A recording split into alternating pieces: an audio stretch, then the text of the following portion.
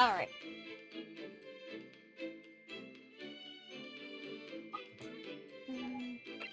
Let me examine the room. All the same. Okay. She's still very aggressive about don't touching things. Don't touch my things. How do you say forbid it? Oh, sorry. Well, you should be, young man. What vulgar manners you have. Shut up, Holmes. Poking around in a young lady's private belongings. Neither shall I allow it.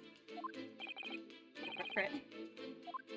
Okay, fine. She wants to talk. I wanted to look at things. It's fine. You know that someone was killed in the cabin next door to this one last night? One of the crewmen told me this morning when I was eating breakfast. The man who died, he was a friend of mine. He was your boyfriend. Shut up. At least say it properly. Oh. That's why we're trying to find out what happened. Did you notice anything unusual last night? Perhaps you heard a strange noise, for example. Perhaps people talking?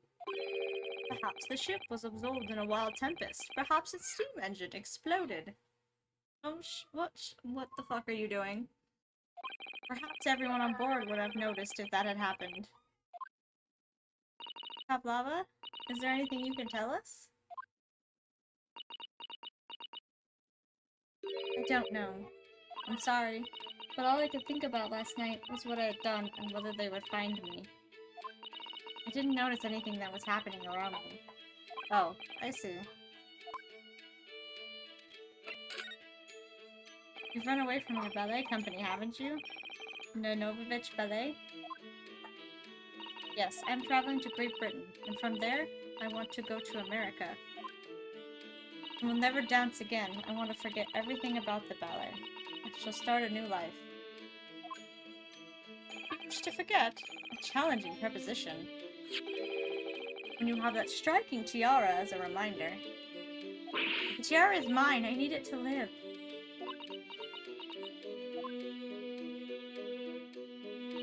No money of my own. The Novich Ballet gives us only a little food and water. We must dance all over the world. I had to run away. I had no choice. If I stayed, it would have killed me.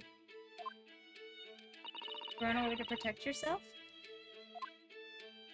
Yes. And the crew of this ship, they have all been kind to me. They let me come on board and they said I could hide in this cabin. That is indeed the truth, Miss Pavlova. It creates a most intriguing conundrum. Yes, it does. What do you think about it, Mr. Naruto? Me? Oh well, yes. Of course. We should hear Miss Pavlova's explanation. To what conundrum, I'm not sure, but...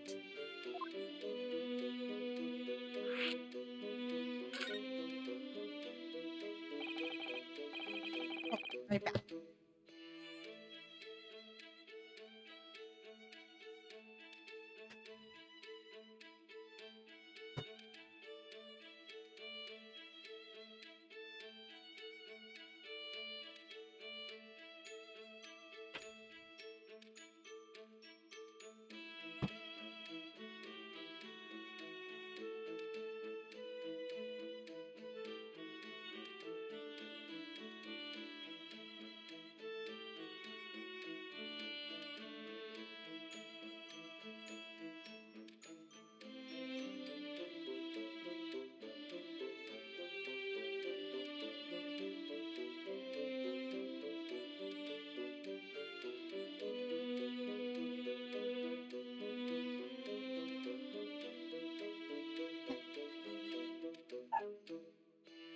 Miss Pavlova, allow me to pose you a riddle.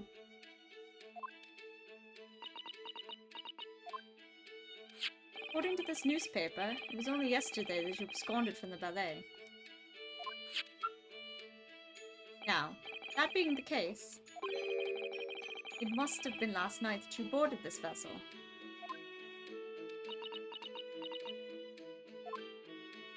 However,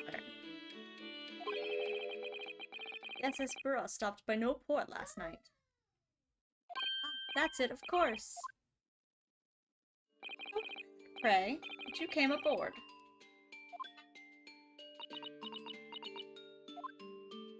Now that I think about it, the crewmen outside the cabin acted very strangely when we mentioned that. It's just after we asked him about when the occupant of this cabin came aboard.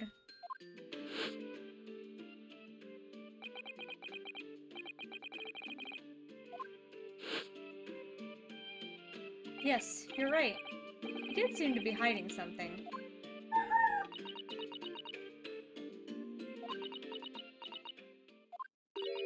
An angel descended from the heavens, bringing grace and beauty to the stage. Sorry? What was that? How the Russian newspapers describe one of my performances. And that is how I came here too. I descended from the heavens, because I am an angel. Okay, girl. What?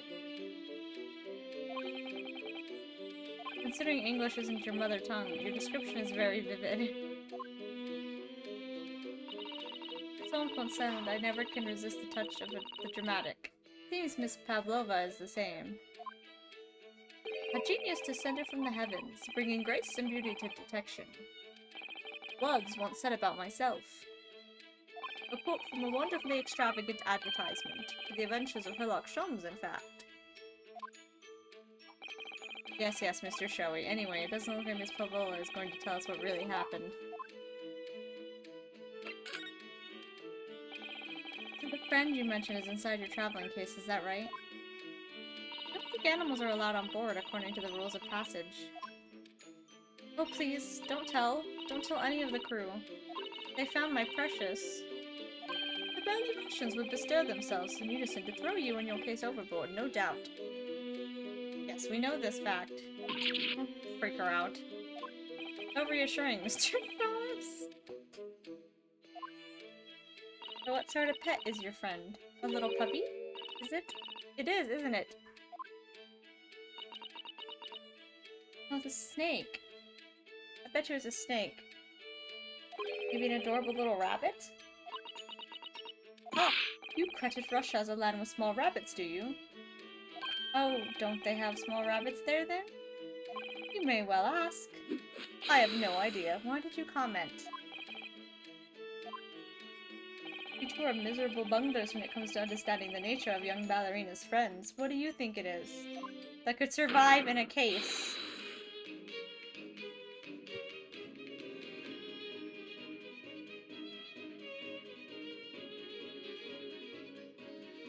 Why? Well, how did you come to that conclusion that it's a chicken? How? How? How?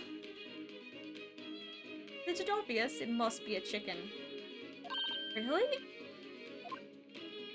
Considering the benefits, a rousing wake-up call, daily fresh eggs, and when adversity strikes, it could satisfy the needs of sustenance. You'd eat your friends. I'll remember that. Snake! Well, it would appear this friend's identity is a closely guarded secret, not to be revealed.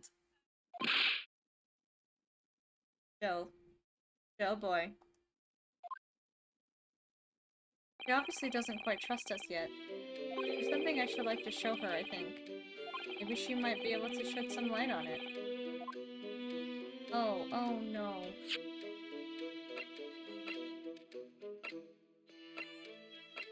Maybe his diary?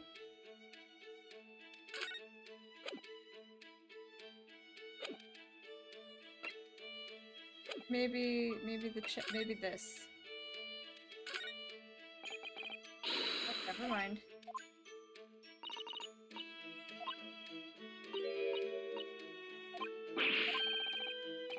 My god, okay. Shut up! Oh wait, I have to do present. I'm done, it's fine. The fucking mechanics change every case. Can't...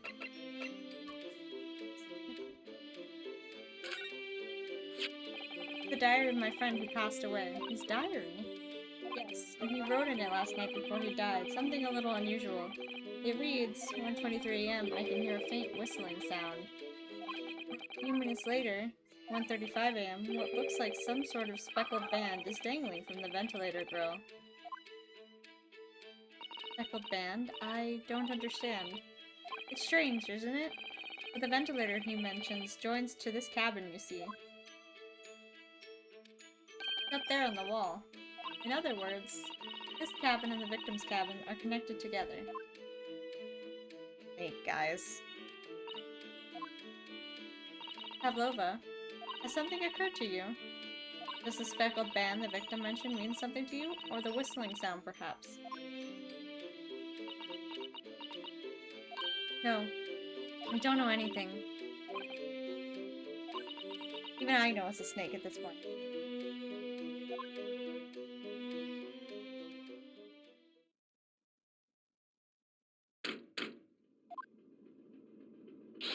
Excuse me, Mr. Rolot. How did she get back in that fucking disguise so fast? Wow, she's fast. Captain would like to speak with you. Come to Captain's quarters, please. Alright, come now. Why do you have the scissors back in your hand? That's not necessary. What? You must leave, now. Oh no, it's fine. Don't mind us. Yes, please don't worry yourself, Mr. Rolot. Get out! The passenger said out, or do you want me to throw you out? It looks like we'll have to leave investigating this cabin until later. What a pity.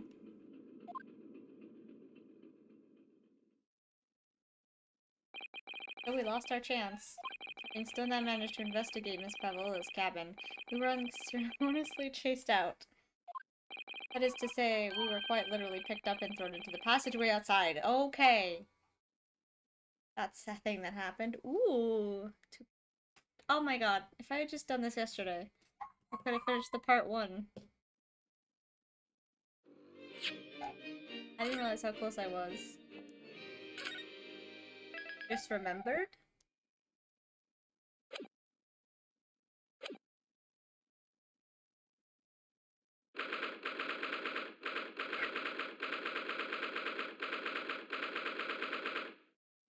Oh? I wish we hadn't been thrown out like that. They weren't on speaker. Oh. I wish we'd managed to find some clues as to what speckled band might be. It's a snake! We didn't manage to investigate at all. And I imagine that we won't be able to for a while longer. We'll never get past that sailor guarding the door. Yeah, I have no idea, especially with Discord stuff. He's clearly glaring at us, as if to say, don't even think about it. Oh, wait a minute. What is it? Well... what happened to our great detective friend? Where'd he go? Oh yes! He's completely disappeared! When did he do that? Slipped away as quietly as the wind, but not before ensuring these were securely back on my wrists.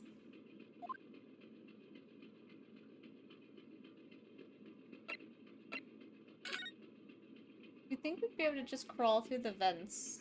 I'm just saying. I really wish we'd had a chance to look around in Miss Pavlova's cabin.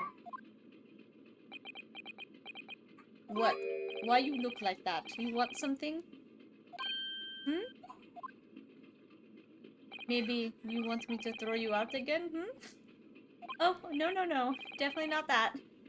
Next time I have to throw you out, I show you where lobsters spend winter. Understand? Understand? Maybe I should steer clear of him until he's forgotten my face. I don't think he'll ever forget your face, Naruto-san. Well, he could be a forgetful man.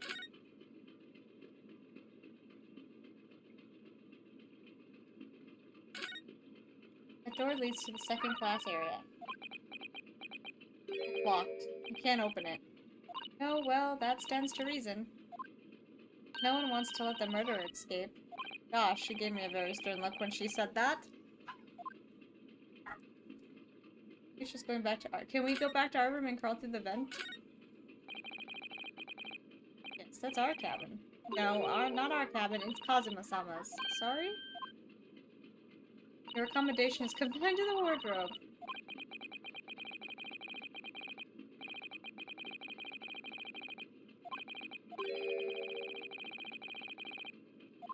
Should go in there and find out.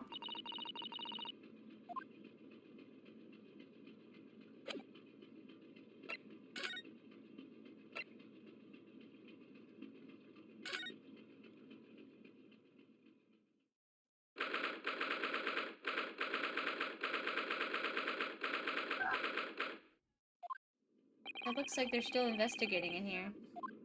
Yes. On that subject, I wonder if Inspector Hosonaga is unscathed. What do you mean, unscathed? Surely you haven't forgotten, have you, Naruto-san?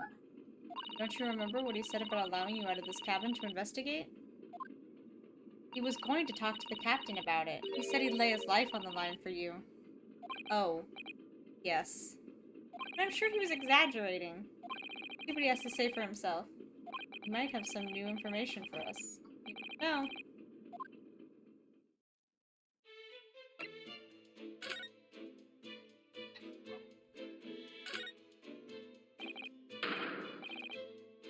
You, where did you go? Oh, sorry, I just went to the next door cabin to invest. Why? Who gave you permission for this? Well, Spen Hosonaga did. The new Japanese, was it? Later, I will roll him into a ball and throw him into a cold room. No, don't do that to Hosonaga. Please don't. Phew, he's gone back to guarding the door. I hope Inspector Hosonaga doesn't find himself in too much trouble on our account. He's really gone out of his way to help us, hasn't he? When we get back to Japan, we'll have to take him for a steak at La Carnival. That could be a very long time from now, Naruto-san.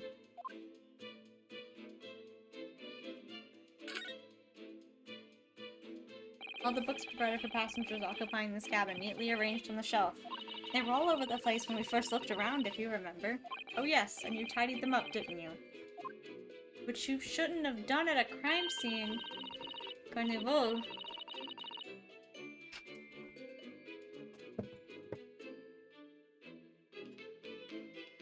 You're on break?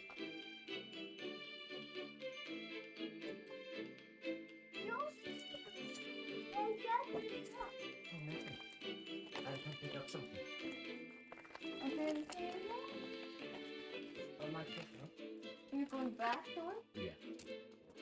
I'm surprised. I quit. No, it sounds nothing to do. Oh, okay. Oh, this is just to tell me the information about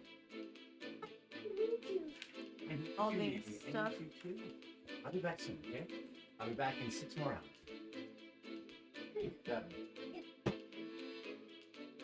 Step on bear? Step on bear's tail on purpose.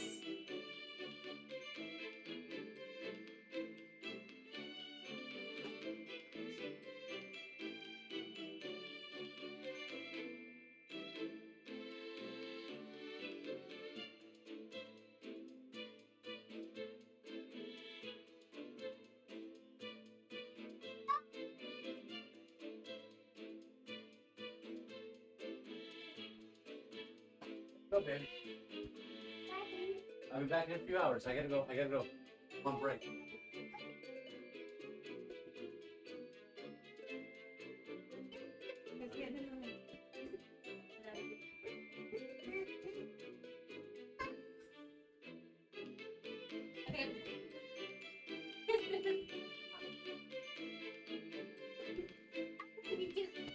One of your favorite bands.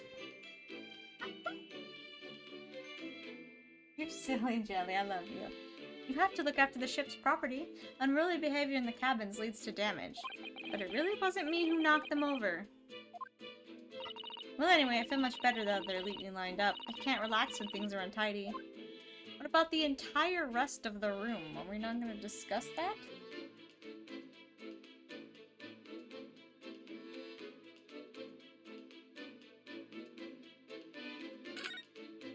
So it's clear that these letters were written with the ink that was somehow spelt on the floor, and they spell a Russian word for wardrobe. That seemed to be an unambiguous pointer to you, Naruto-san, as you were sleeping in there.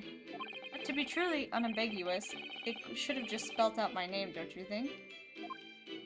Well, either way, one fact remains. Hard to imagine that Kazuma-sama would have written his last words or word in Russian. Food time, yum yum! Which begs the question of who did write it.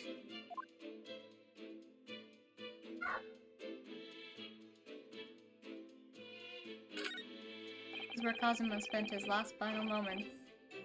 Final moments, not last final. God, Jesus. Writing his diary.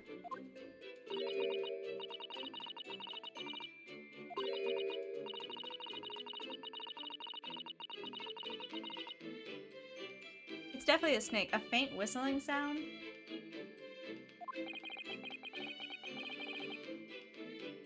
And the speckled band.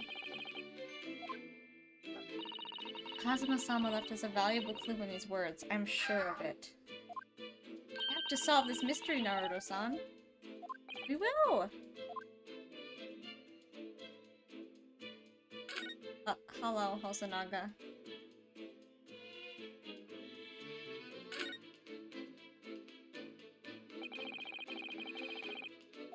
That's right.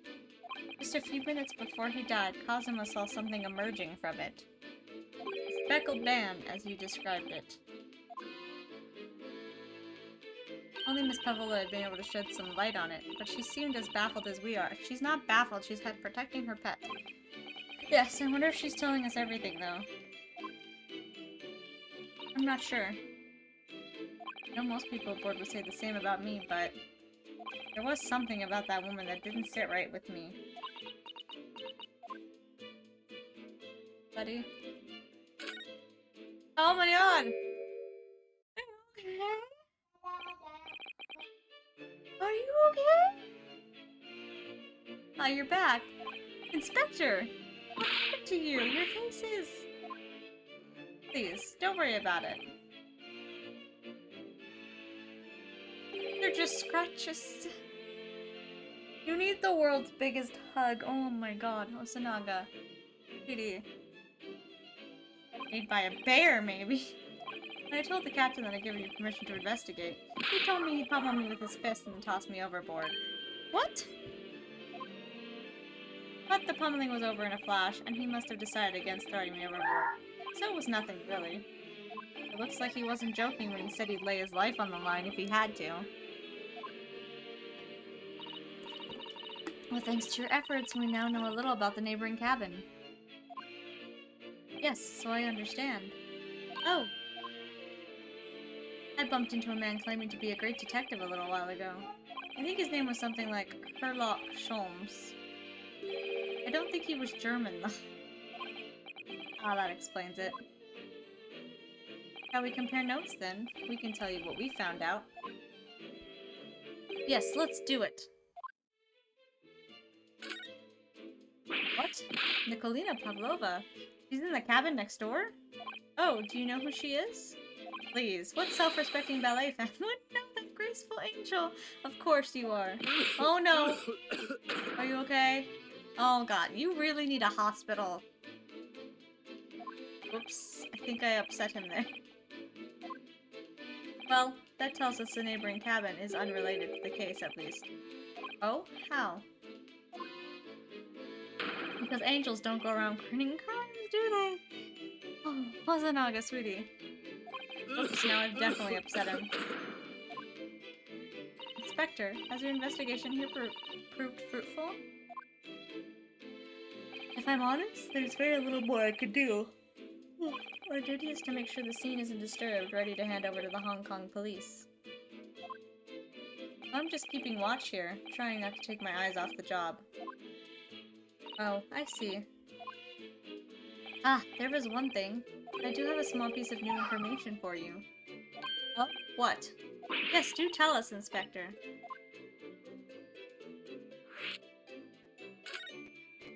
What is this new information you have, Inspector?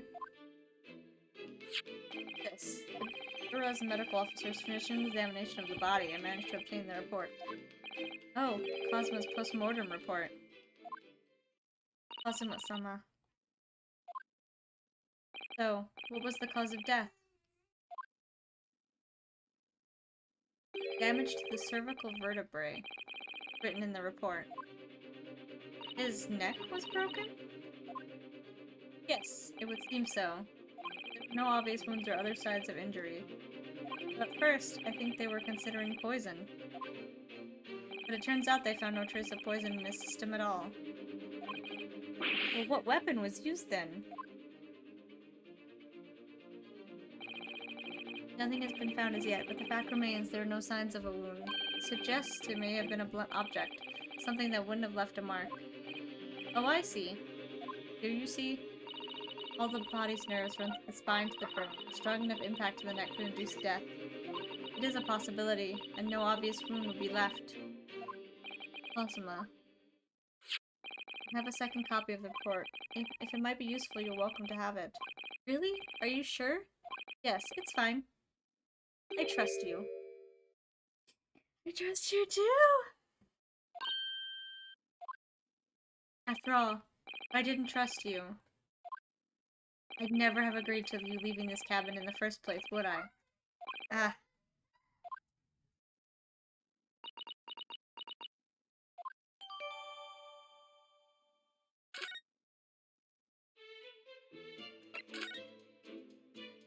Oh, Mr. Holmes was here, wasn't he?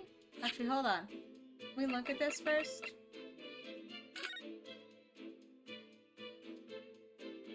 Okay, nothing special in it. Just want to make sure. Yes.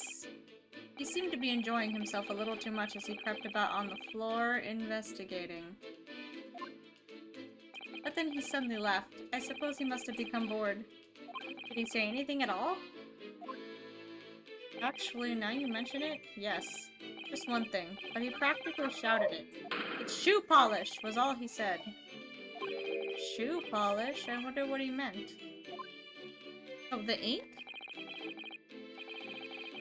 Broken glass, don't you see? Oh, the stuff on the floor. Ah, perhaps he was talking about this brick-colored mark, do you think? Ah, yes! That must be it! But how could Mr. Holmes know that it's shoe polish? That leaves me cold, I'm afraid. I have no idea. What is it, Susato-san? Well, Cosmo-sama was wearing leather shoes with a very dark tan hue. Dark tan, a sort of dark brownish red then. Yes, a little like the color of red wine, but darker. I often repaired them for him. Oh, does that mean that mark was made by the polish on Cosmo's shoes as they scuffed on the floor? Inside voice, please!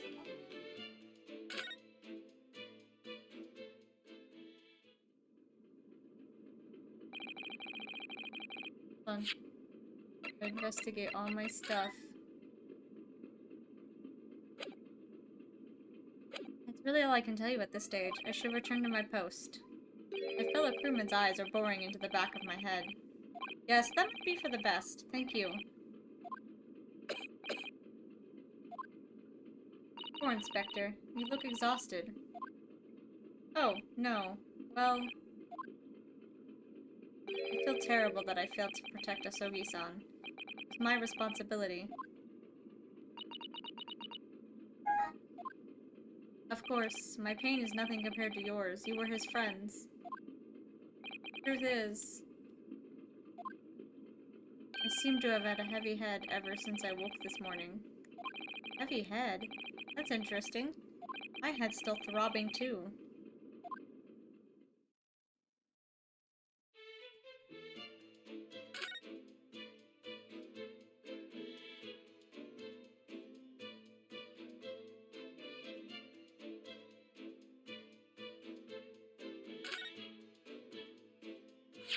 Really is such a beautiful color, this glass. Looks like whatever it was broken clean in two, but the other half is nowhere to be seen. And then there's the brick-colored mark, which is shoe polish, according to that great detective you seem to know all about. I suppose it must be from Kazuma-sama's shoes. Maybe. What I'd like to know is, how can the detective be so sure that it's shoe polish and not something else? It's a detective, of course. That's hardly a reason, is it? Yeah, she didn't punch me, but I had a fear she was going to punch me. The rules of passage for travel aboard the Bureau. Yeah, we've actually read this before. By bringing her pet on board, Miss Pavola has broken the rules. She called it her friend, didn't she? Yes, although we don't know what form this friend takes as yet. I'm almost certain that whatever it is, it's inside the traveling case in her cabin. Friend. More to this than it seems, I think.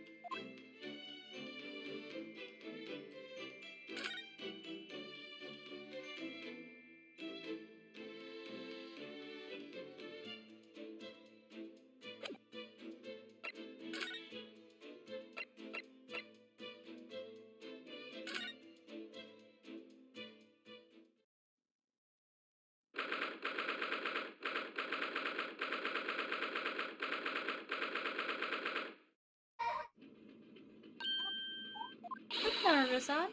Seaman Stroganoff has gone. Okay. Strong enough? Stroganoff. It's Stroganoff. Why are you questioning his name when we've heard it already?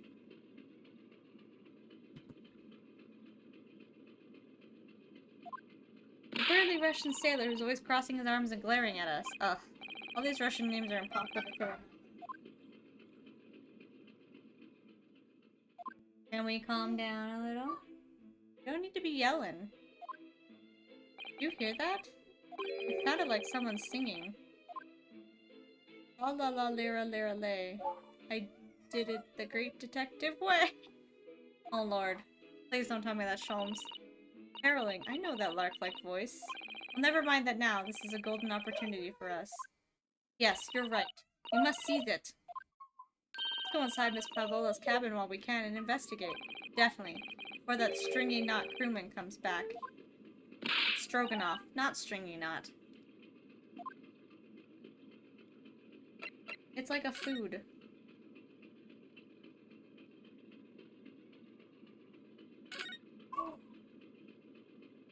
What the fuck are you doing, bro? Hold on a minute.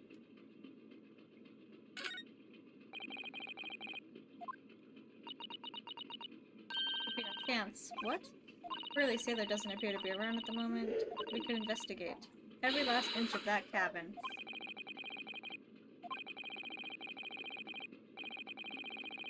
Well, I have to click on it. Also, what are you doing? Oh, it's Mr. Sholmes, look! Wow, you never know where he's going to turn up next, do you? He seems to be stealing a look at something as he sings to himself.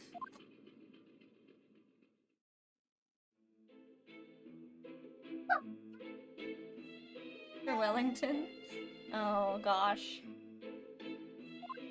He's still singing. Do you think he hasn't noticed us? Or he's simply in extremely high spirits? Yes, at times I'm sure you knew. The yard bit off more than it could chew. And through it all when there was doubt. It's lucky her luck was about. Do you have a theme song? Hey, inside voice, okay? No more yelling or we put it away. Guess you gotta be quiet. Excuse me. I sought the dole and I stood tall. I did it the great detective way. Mr. Holmes!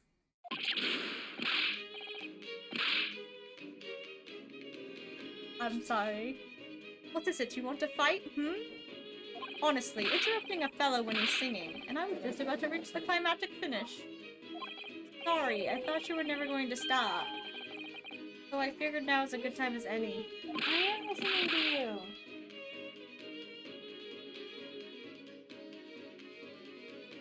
You're not saying anything. What are you listening to? I love you. I very nearly dropped you to the floor with one of my famous right hooks. Alright, I get the picture. Now could you put those fists away?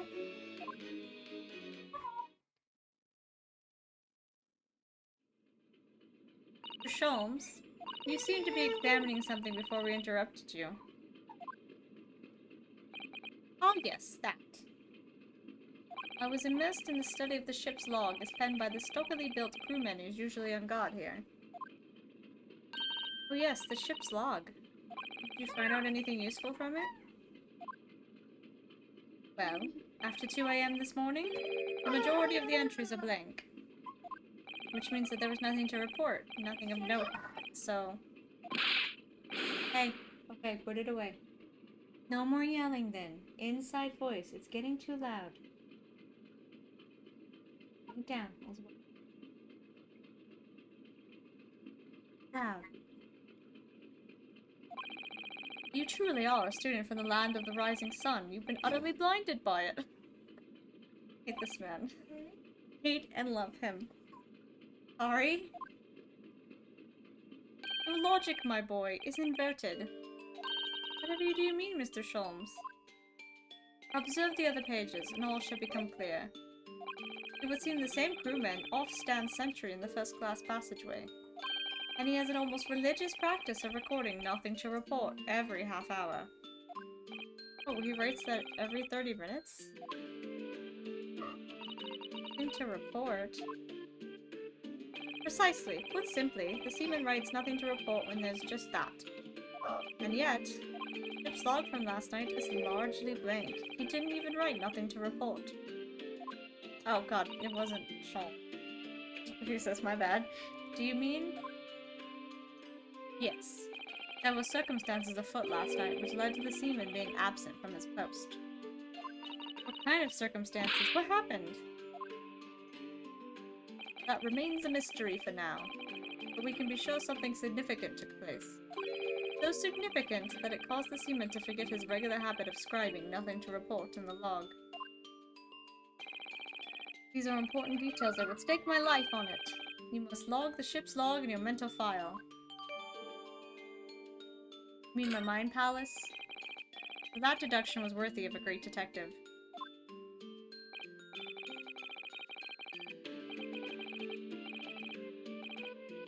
Fun.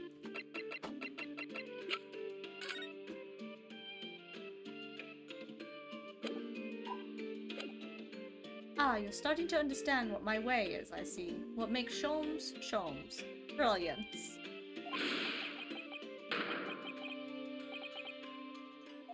Ooh, ouch. What is it? Are you hurt? What? Okay. How did I do this? Oh, don't worry yourself.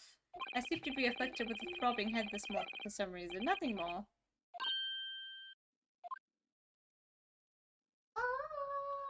Well, my friends. Till our next encounter. He's still singing to himself. I can hear it as he wanders off down the passageway. Is something wrong, Susato-san? You seem lost in thought. It's just... well, I feel the same. Sorry? Since I woke this morning, I've had something of a headache. Sort of continuous throbbing. Oh, you too?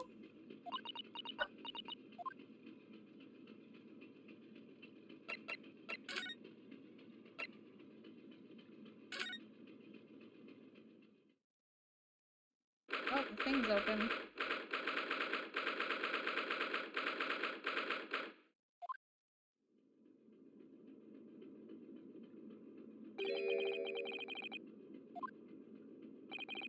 Not a sound. Oh, where's she gone? Hey, what are you doing? They're her private things. There's not a moment to waste, Naruto-san. We must investigate as quickly as we can. I suppose you're right, for Kazuma's sake.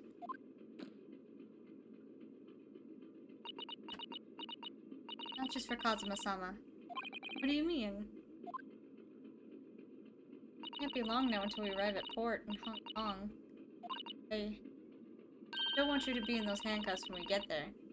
Oh, really? Must solve this case, Naruto-san. By ourselves if we have to. Yes, we will.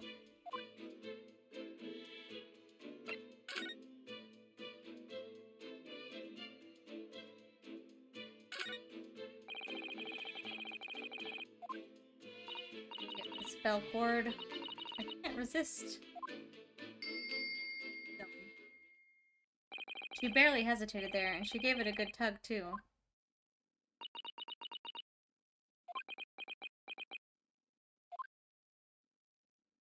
No, I didn't actually expect anyone to come. We don't want them to. We're trying to investigate in secret. Bad. Naruto-san, are you there? Sorry? I'm right here, yes? Why? Oh, good. Thought you might have climbed into the wardrobe when I wasn't looking. There's no place like home! Believe me, I don't have some strange compulsion to jump inside every wardrobe I see, you know. Well, anyway, I'm not sure anyone could fit inside this one. It's full of beautiful outfits. I suppose they're all stage costumes. I was rather hoping we might find Miss Pavlova's friend hiding in there, but no such luck.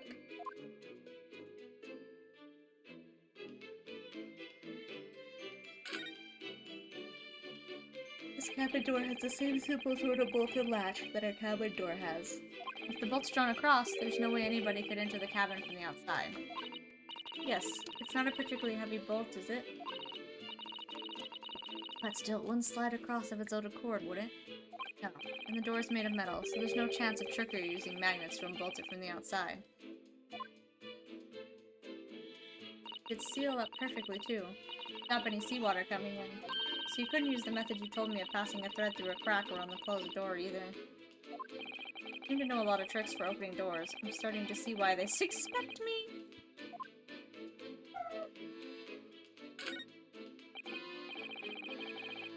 Yes. The rules of passage. Da-da-da-da-da.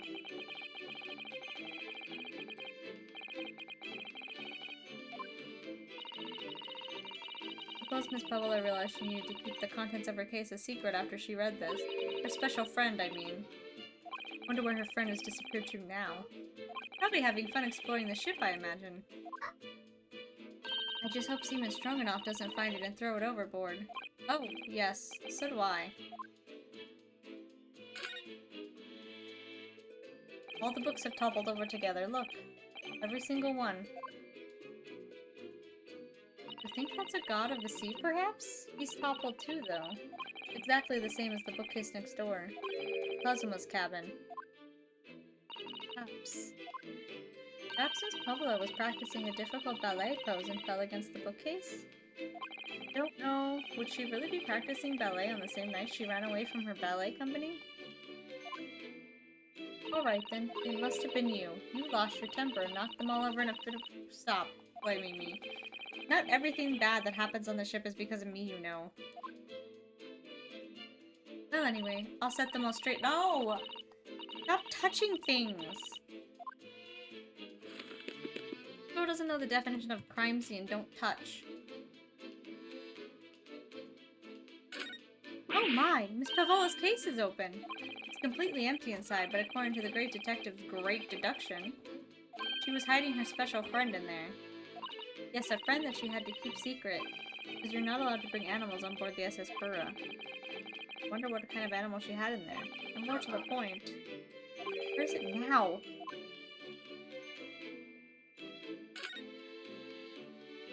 There are just a few books on the desk, nothing else, by the looks of it. Oh, Miss— Yes? Yes, it is. Good job! Pavlova only ran away from the ballet last night. She's hardly occupied this cabin for any time at all. That's true. I wonder what kind of books she likes to read. Let me see. Yes, I see. The thing that Miss Pavlova enjoys reading. Books written in Russian. Thanks. I think I probably already knew that. It's rude to ask too much of people, Naruto-san. Kindly remember that.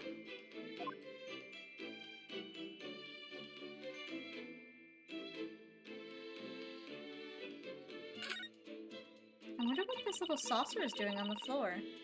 Yes, it doesn't look like it's been dropped. Or like it was put there deliberately. Do you think? Do you think there could be a leak in the roof just above here? What? A leak? Is this ship quite safe? I'm sure that even if there's a little leak in the roof, it doesn't mean the whole ship's going to sink. No. No, you're right. Of course you're right! Really trying to persuade herself, isn't she?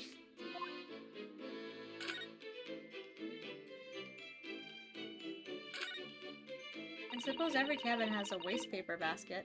Shall we have a little look and see what's been thrown away?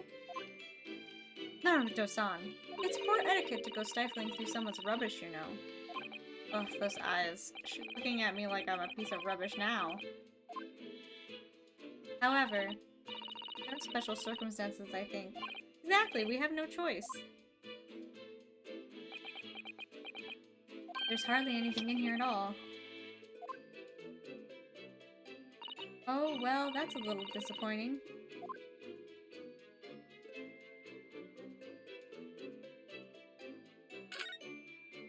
It would seem the teapot is empty.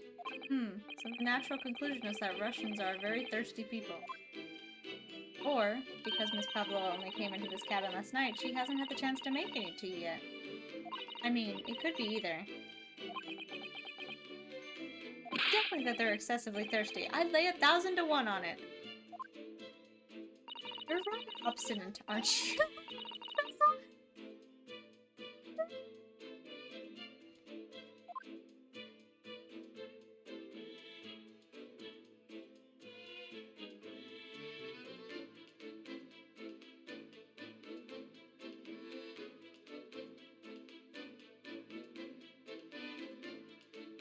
The vent. Forgot the vent. So this ventilator connects to Cosmo's cabin. Yes, although what a fool of a shipbuilder must be to open a ventilator into another rule. Hey, can you go? Stop it. I'm gonna fuck. Maybe it's so that if there's a gas leak next door, the occupant of this cabin would notice and raise the alarm. Or the occupants of both cabins would die of gas poisoning. That is a possibility. Anyway, last night, Cosmo wrote that he saw a speckled band coming out of this ventilator.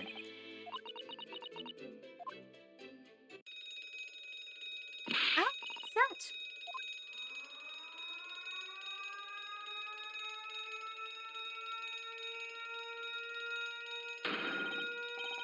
Vessel sighted a quarter-mile 4. Full stop, hard to starboard. Oh no. What the? I think we're about to crash into another ship. What? Uh-oh. I can't stand. Susato-san, hold on to me. Well, that was fun. That was an event that's happening. Susato-san, are you alright? Are you injured at all? I think I'm fine. Thank you, Naruto-san.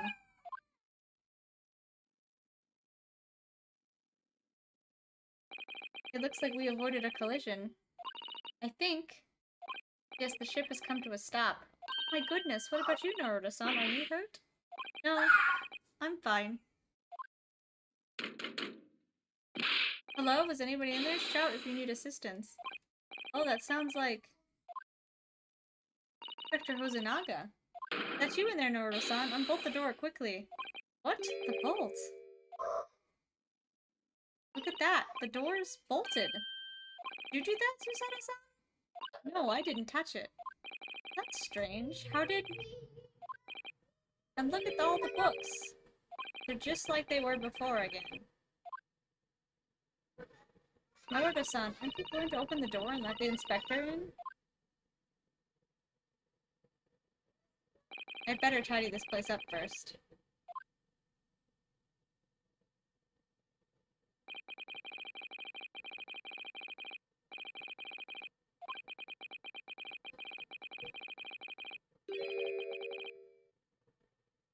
Alrighty. Also, I'll be right back.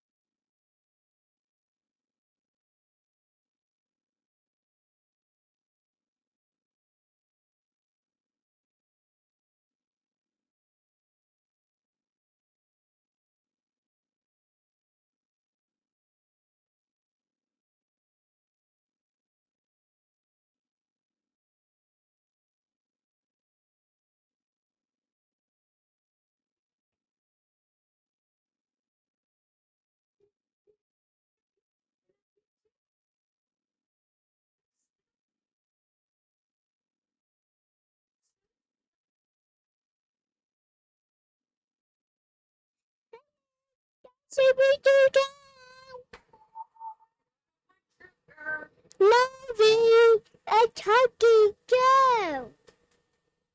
Hi. Jelly, please. I see go to.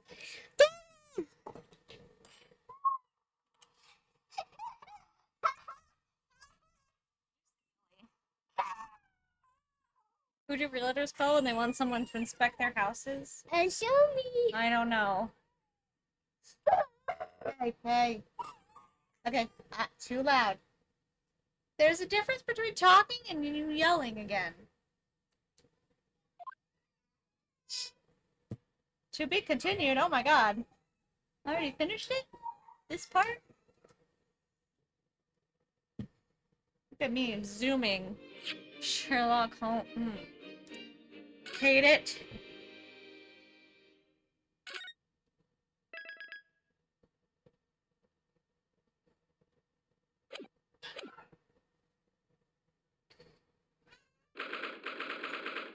I hate opening these things. I never want to open.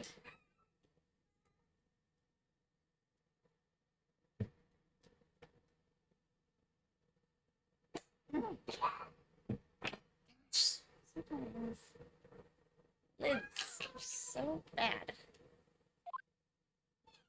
Somehow, the door to the cabin we were in ended up bolted after we made an emergency stop. Little girl didn't even know. Susato took a deep breath and slid back the bolt.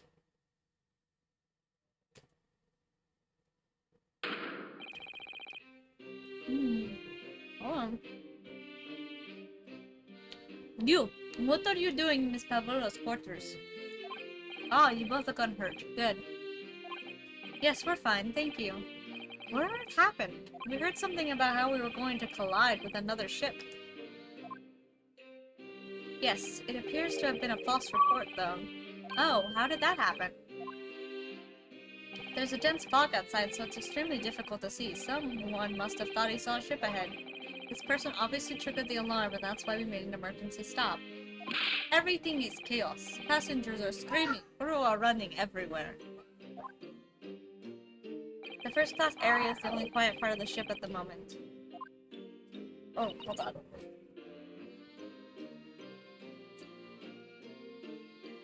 Oh, I see. Someone triggered the alarm? Does that mean that someone pressed that button outside? You wicked intruder! Dressed all in black, you are the devil! Sorry? Me? I've been called a lot of things before, but devil is a first. You opened my traveling case. How could you? What? No, we didn't touch it. That's right, Miss Pavlova. It was already open when we came into your cabin. Inspector! Yes? Arrest this man. I know he did it. He is a criminal, and it's not enough that he's killed a man. No, and he is a stowaway as well. If Vixen promises not to steal chicken, do you believe? Ugh. Take him away. He's a trespasser as well as everything else. Going away, trespassing, killing. He is right, you are devil. Doesn't look good, does it? There is cell below deck. Throw him in. Tomorrow we dock in Hong Kong, and we give you straight to police. Wait, a cell? Please, Inspector Hosonaga, is there nothing you can do? This is a Russian vessel. You really have no jurisdiction here. After my last effort to appeal to the captain's good nature, I think I'm out of options. Terrible. This is a real crisis. I've got to find a solution. Immediately. Oh god, don't do this to me. I'm not good at finding solutions. Don't touch my things. Want me to show you a crawfish hopper? Oh my god! Girl! I don't know what I'm doing right now.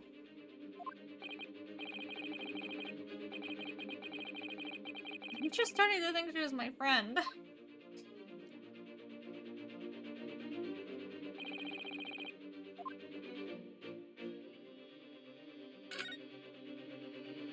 Got yourself into a difficult situation here. I entered this cabin uninvited, I mean. Sorry, I was just so desperate to find a clue. Afraid there's really nothing more I can do to help you. If I push my luck any further, a punch to the face will be the least of my worries.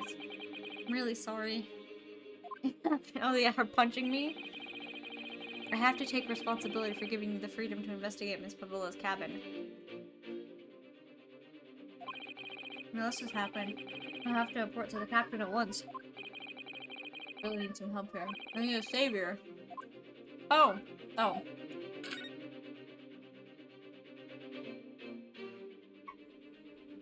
Look at this dumb man.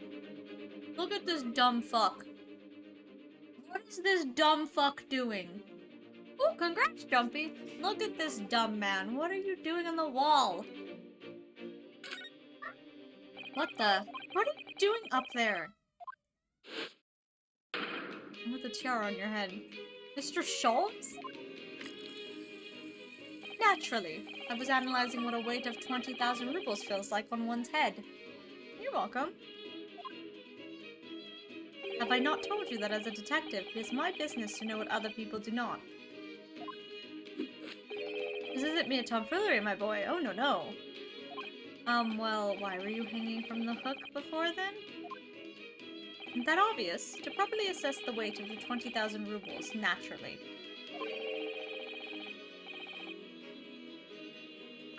I wish to determine if it would bend the conceited-looking hook on the wall. Conceited-looking hook?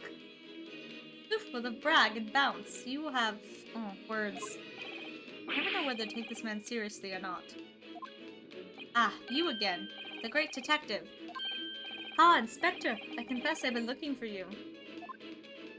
I have something to report to you most urgently. Well, you might try looking for me somewhere other than a hook on the wall next time. What this do report? Speak. An urgent report from a great detective can mean but one thing. Yes. The case of the curious murder that took place last night here on this vessel, the steamship Ura, has been solved by me, naturally. What? Really? Yes, I have eliminated all possibilities. No other explanations exist. So, allow me to illuminate all of your minds. For I am about to reveal my great detective's greatly admired great deduction to the case. Oh no, we're doing this shit, aren't we? Ha! You have solved it? Even Hedgehog understands this case. We all knew who was responsible for killing student boy this morning when we found criminal in wardrobe. It is this doorway, and he has handcuffs to prove it. I didn't do it! The trouble is, there doesn't appear to be anyone else who could have killed the victim. Because as everyone knows, the cabin door was bolted shut from the inside. Wait. But if the ship moves too suddenly, it can do that. Yes, it's what's called a locked room mystery in detective stories. Da, locked room. That is point. The room was locked. Oh, I can't deny that. But we have proof of how it was locked. No, but it was from the inside. You were all quite mistaken. The cabin next door is not a so-called locked room at all. What? Holmes gonna be smart? Oh yes, there is another entrance. An entrance used last night by the culprit in order to gain access to the cabin, despite the bolted door. What other entrance? We never discovered one. The vents! Why, it gapes open-mouthed at you even as we speak. The ventilator man! The ventilator? You think this is funny? I cannot even put my arm through that hole. That's because your arms are as thick as tree trunks. You're suggesting that the culprit entered and left the victim's cabin through that tiny opening? It's not possible. Oh, but it is. Last night, the victim even witnessed the intruder in the act of passing through the ventilator. Knows it's her fucking pet.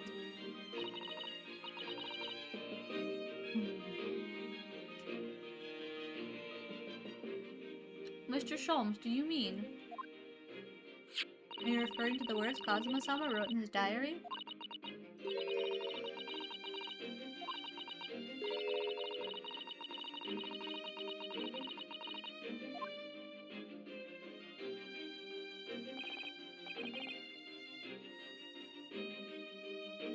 Precisely, my dear madam. What does it mean? What is this speckled band? A fucking snake! The answer to that particular conundrum is in this very cabin.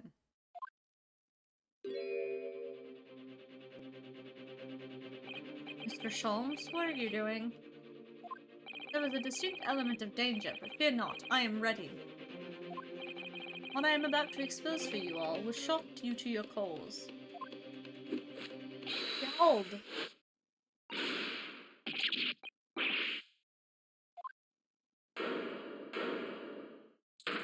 There it is! Right?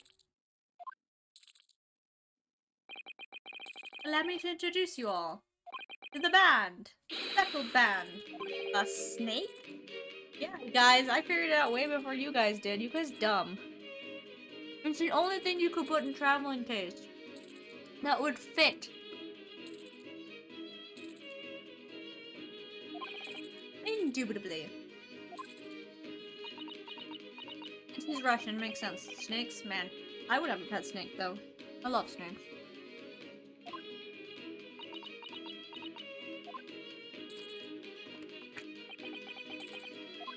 Mr. Holmes. Just one thing. Pray, what troubles you? Well, that snake isn't really speckled, is it? It looks more stripy, wouldn't you say? Hmm? Yes, you're right. I think in this case, you'd have to call it a striped band, wouldn't you? A gun would fit. But it was moving. They were talking about what animal would fit earlier. You both see and observe with distinction, however. You not think that is precisely the trap into which the culprit wishes you to fall? Oh my goodness, really? It's a trap? Big gun. I think perhaps this time I explain the intricacies of my train of thought. Are you ready, Miss Pavlova? I'm sorry for the young man who died. That is all. His death has nothing to do with me. The whole thing has nothing to do with me. There are two conclusions I have drawn from the facts. Number one. Last night your friend infiltrated the victim's cabin. And number two. That same friend was responsible for the victim losing his life. No. Turned as white as a bowl of rice again. Sholmes must be right. He hit the nail on the head. This young woman's friend killed Mr. Asagi? It looks like he can't speak with that snake coiled around his head. I would advise as little movement as possible, Seaman. You wouldn't want the fangs of that long friend in your neck. So everyone, let us begin. Sherlock Holmes is proud to present his logic and reasoning spectacular. Again. I love this man.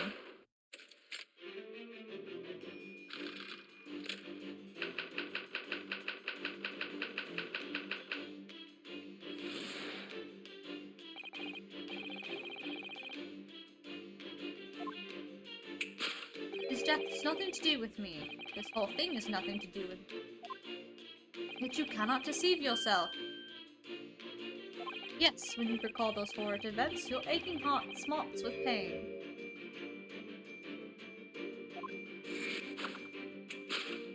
And it is that very pain that evidences your inextricable link to the victim's death.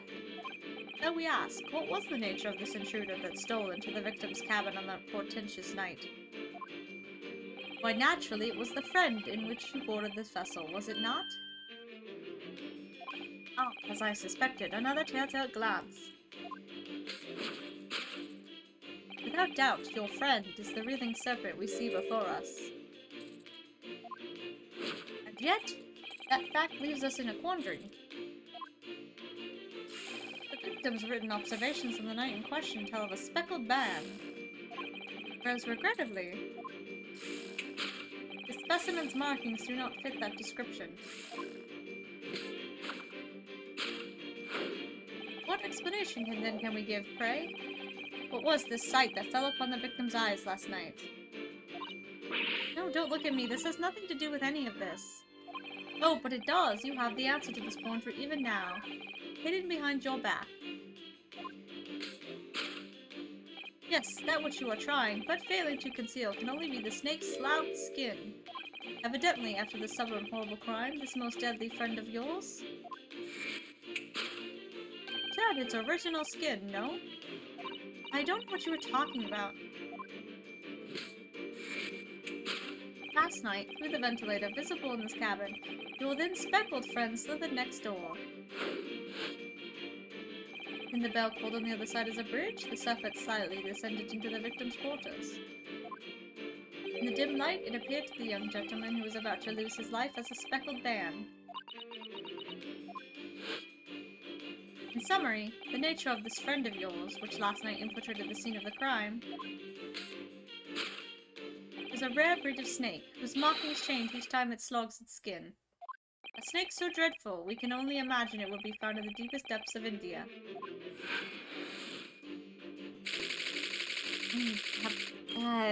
Good sir.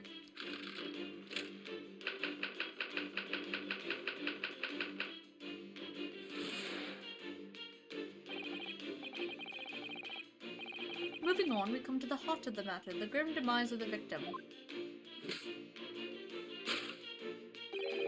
How did this young man lose his life, and why? According to the data of which I've been able to apprised, it would appear there were no visible signs of injury.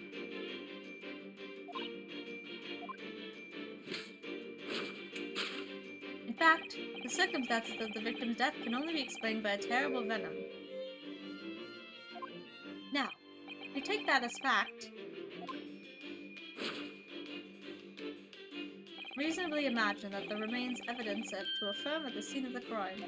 No, could there be? Yes, an examination of the deceased body will prove that cause of death conclusively. You already examined the body? The almost, but not quite, imperceivable puncture wounds left by venomous fangs will seal the truth. Yes, the vestiges of the snakebite delivered by your terrifying friend. This makes no sense. There was no point feigning ignorance, Miss Pavlova. After the incident, you endeavored to hide everything, didn't you? But now your involuntary glance betrays the hiding place you chose. That's right, you hid the evidence that links you to the victim's death in the traveling case. He was poisoned. Chihara. When we first met in this cabin, it came to my attention that your case moved periodically. Serpent Assassin was restless inside, no doubt. It is telling that the victim made a note of low whistling sound he heard minutes before his end. That was your signal, was it not? The sound you would use to train your serpent friend. Train? Indeed. You'd put the serpent through the ventilator and wait. After a period, you'd summon it back with a whistle. You couldn't know if the animal had done its duty, so you would listen for signs of life next door. If the victim appeared not to have been dispatched, you'd release the snake once more. You deny the snake has undergone such training. Not true! Having slithered through the ventilator and down the bell cord, the creature needed only to sink its fangs in once.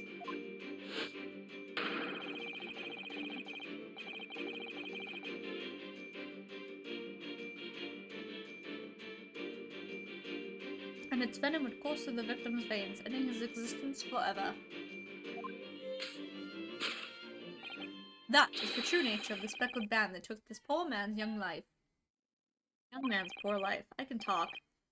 There can be no doubt. My logic is infallible. Your logic is crazy.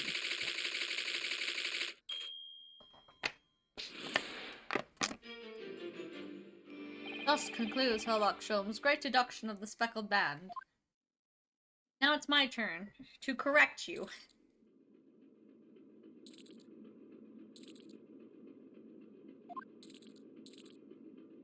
Palova has trained her pet snake as a killing machine.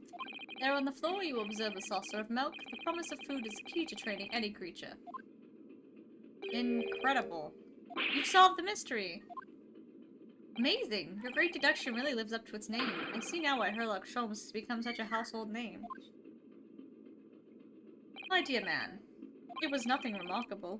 The Russians say I could have done it with one left hand.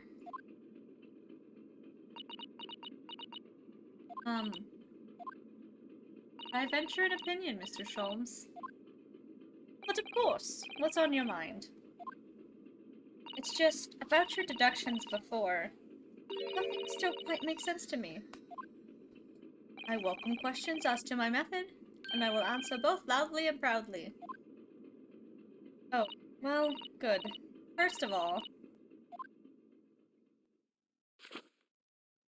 snakes are egg-laying creatures, part of the reptile family. Well informed, madame. Reptiles, don't drink milk. Ah. It's really only mammals that like to drink milk, you see. So, I'm not sure it would be possible to train a snake using milk as a reward. No matter. No doubt Miss Pavlova used some other treat to encourage her pet to do her bidding. Milk was merely an example. The logic holds. Well, there is something else. Snakes have no ears. Ah. Yes, so I'm not sure it would really be possible to signal to a snake by whistling. Madame, what are the tales from Arabia? Have you not heard of the snakes that dance to the sounds of a flute? Perhaps the performers play their music in time with the snake's natural movements. Oh. See. Hands, no feet, no ears. These creatures are so inept they're practically useless. Now take it out on the snakes, Mr. Sholmes.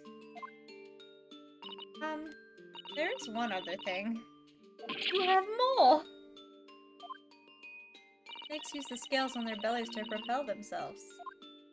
Though, I'm not really sure that a snake could manage to climb up a flat bellboard like the one in these cabins. Then it should try harder. Please, don't be angry with me, Mr. Sholmes. The point is, even if the snake had gone through the ventilator to the next door cabin, it couldn't have come back without help. What I'm trying to say is that there are a number of reasons why it's difficult to imagine the snake could have had a part in this.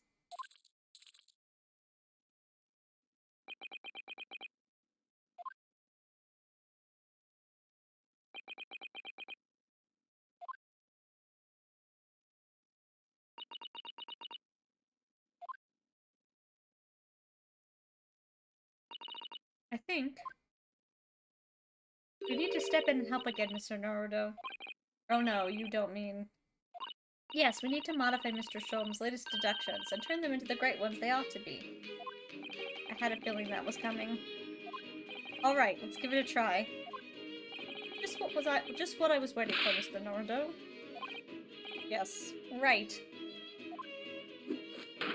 Cast your eyes down your wrists again. Oh, Jesus, fuck. You've done it again. Your handcuffs are gone.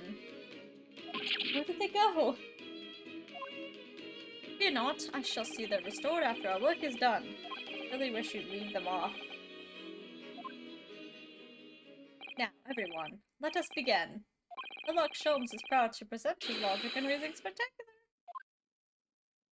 Man.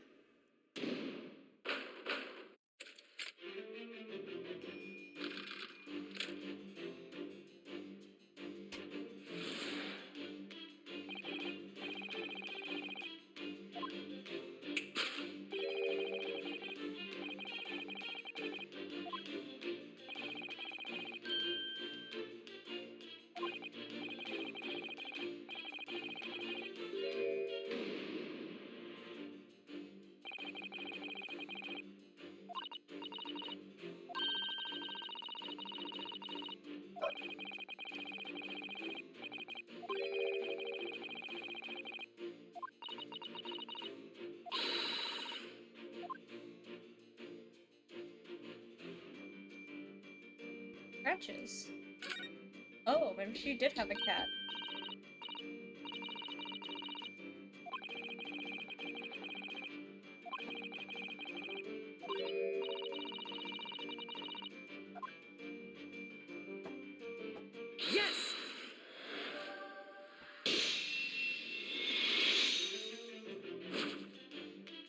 Yes, when you recall those horrid events, that claw scratch smarts with pain.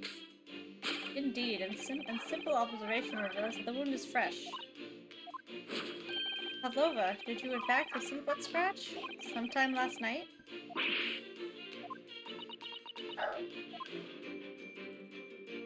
When I think about the young man who died next door, I feel so sad, and when I am sad, pain from this wound is worse. And it is that very pain that evidences your inextricable link to the victim's death. So we ask, what was the nature of this intruder that stole into the victim's cabin on the portentous night? Why, naturally, it was the prison in which you believed it, was it not?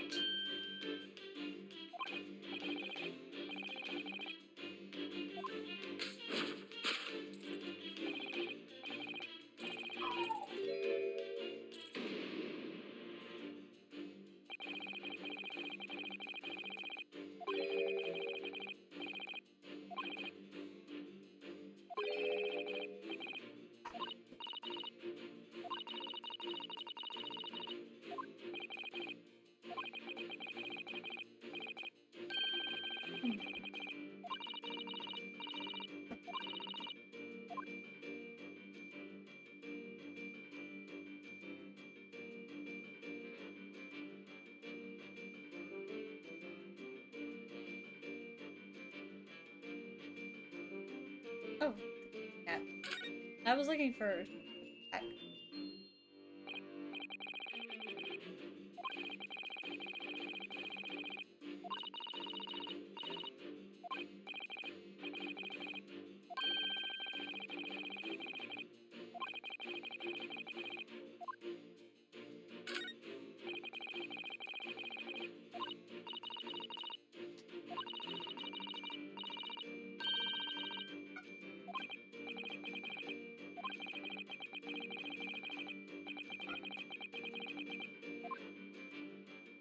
Yes!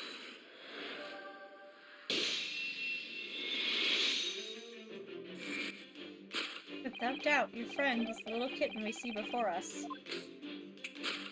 Yes, the spot on the back of your hand makes that abundantly clear. Oh no. Whereabouts of this black kitten isn't clear, but what is clear is that you brought the animal with you when you ran away, didn't you?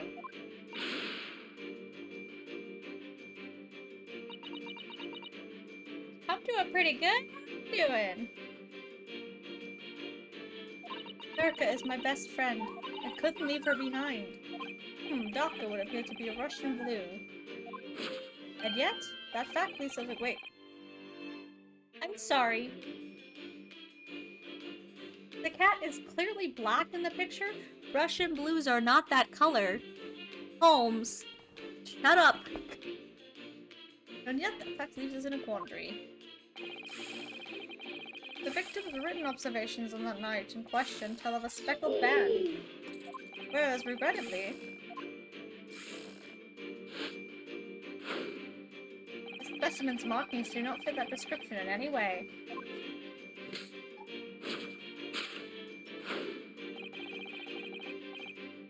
Why? What are you doing? You silly girl. What explanation can we then give, pray?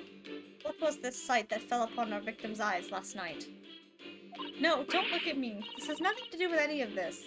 Oh, but it does. You have the answer to this quandary even now, hidden behind your back.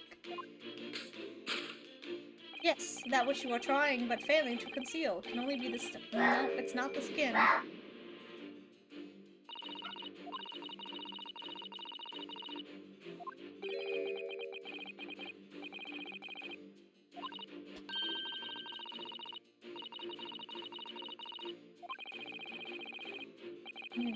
You believe that was a ploy too. Hey, why grumpy today? Stop. Are you being too loud again, baby? Don't need to yell while we're inside. Hey, can you take that in the other room, please? Belly, it's very loud. Can you take it in the other room? I know.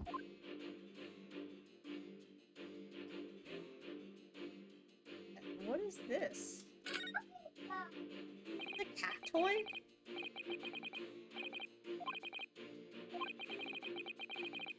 Oh yeah, yeah. I'm all about doing my own thing. I want to have fun while I'm playing games.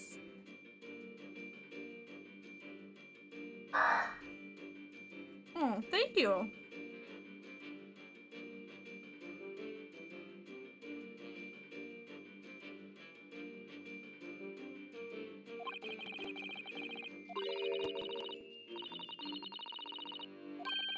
How is that a toy for cats? I mean, I've never quite seen a toy like that for cats. I normally see feathers. Sounds positively adorable. Sure.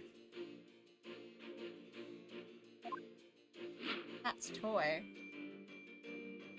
Here we go. Yes!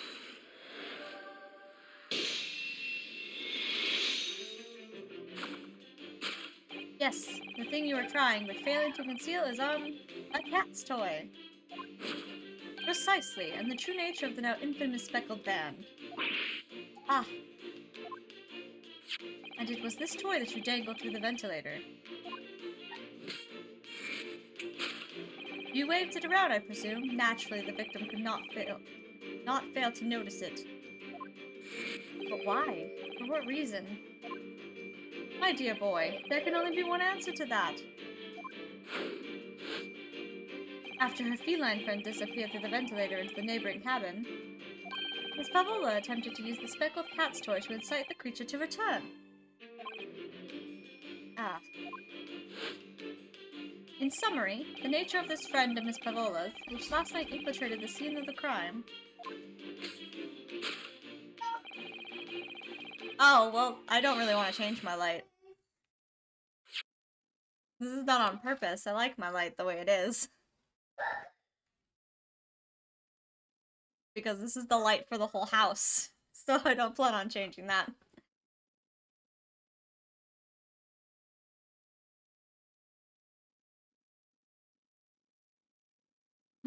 Yeah, but thank you.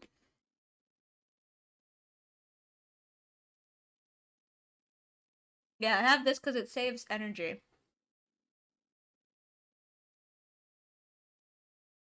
Oh, Jesus. The blithesome Russian blue breed of cat by the name of Daka.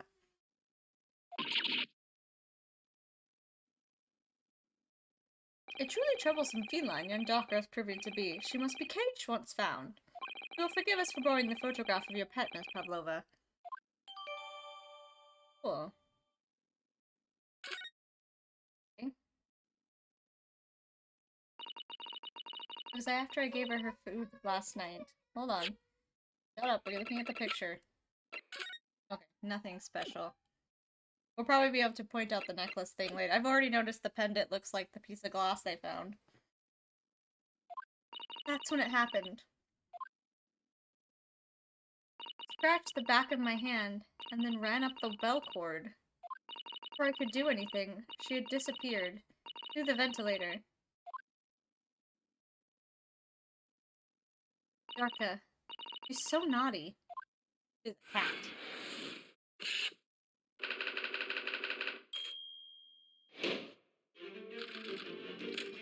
So how did he die then?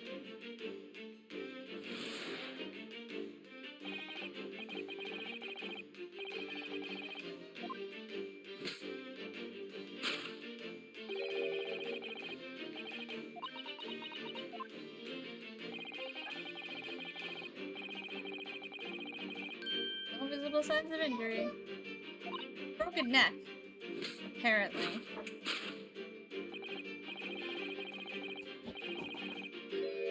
Oh, can't be Venom anymore. There were no signs of a wound anywhere. That's right, but Mr. Sholm seems to be unaware of one very important detail. Someone wasn't poisoned. Yes, it would seem so. Let's give him that information he's missing now.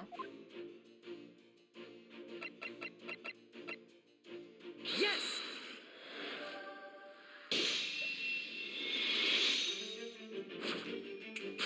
In fact, the circumstances of the victim's death can only be explained with a post-mortem report. Yes, I knew it was one or the other. One or the other? Man is so dumb. His neck was... Indeed, the breaking of the cervical vertebrae is fatal. Only that Goliath would be strong enough to survive that. This face is amazing. This face is great. And Stroganoff isn't some immortal freak, you know. The jury is out. Anyway, we have on good authority that the victim's neck was broken. Now if we take that as a fact, we can reasonably imagine that there remains evidence to affirm it at the scene of the crime. Oh no, could there be? Yep, an examination of the deceased body will prove that cause of death conclusively. Dear Lord. Yep.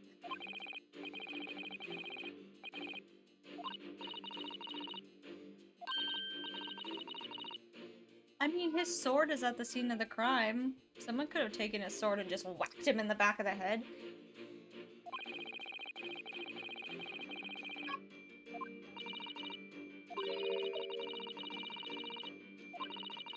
But he wouldn't be laying on his front if that was the case.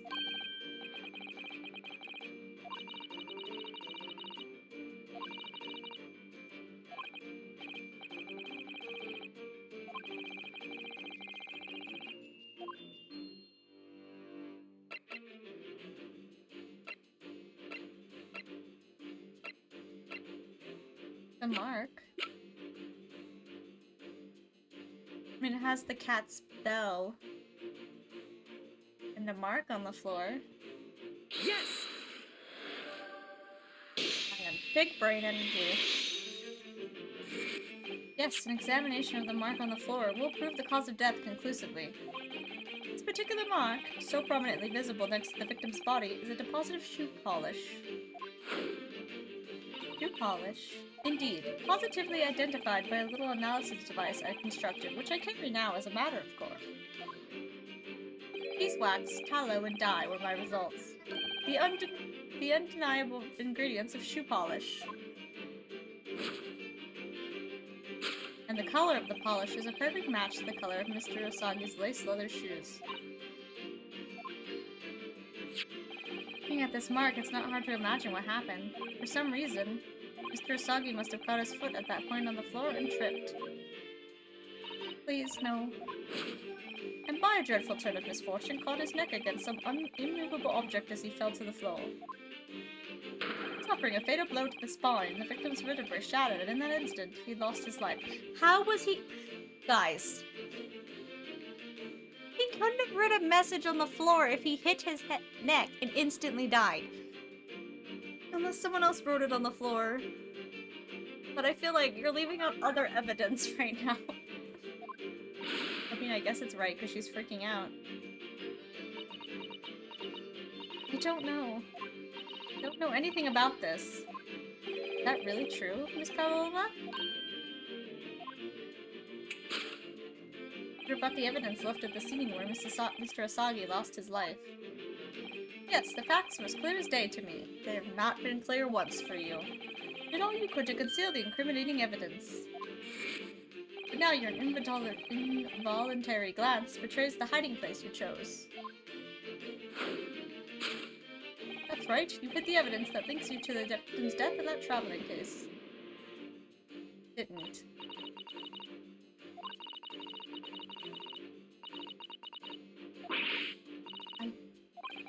Oh, okay.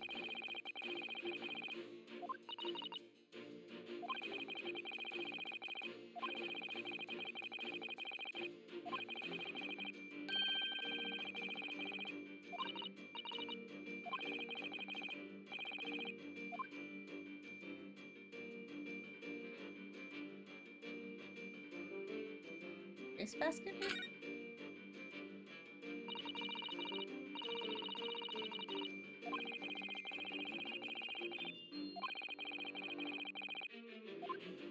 Oh, there it is. Look at my big brain energy!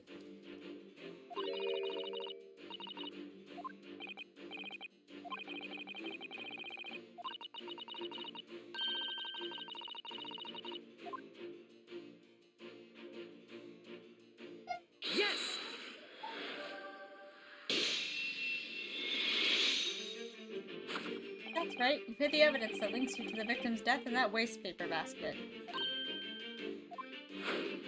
Here we have a fragment of some intricate glass object, it would seem. One that has a familiar air, in fact. Precisely, we found another piece of broken glass on the floor in Mr. Osagi's cabin. And as you can see, the two pieces fit together perfectly. Oh no.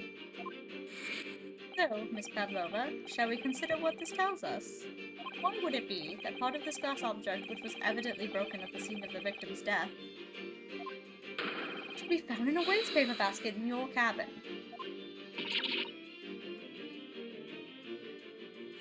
You're well acquainted with this glass bell, are you not? I don't know, and that hushed Russian accent of yours won't save you this time, dear girl. Why? Because we have conclusive evidence linking you to the bell in question. Take it away, Mr. Naruto. Yes. The evidence linking... It's the picture. The picture. Come on, boy. Keep up. Yes! If you look at this photograph, you can clearly see, hanging from Darka's collar, the very glass bell in question.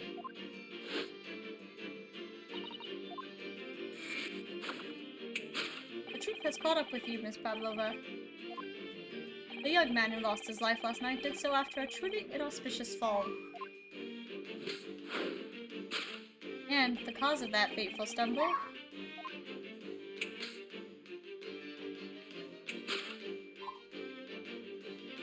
Your absent feline friend, Darka. He tripped over a fucking cat. I mean, yeah, I can see it. I've tripped over a bear enough times.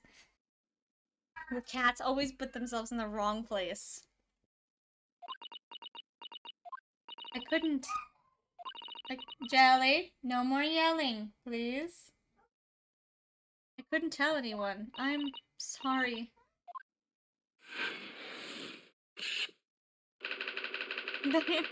Yeah, he did it today where he got run under my foot and I stepped on him and I'm just like, dude, you know not to do this. You should know by now.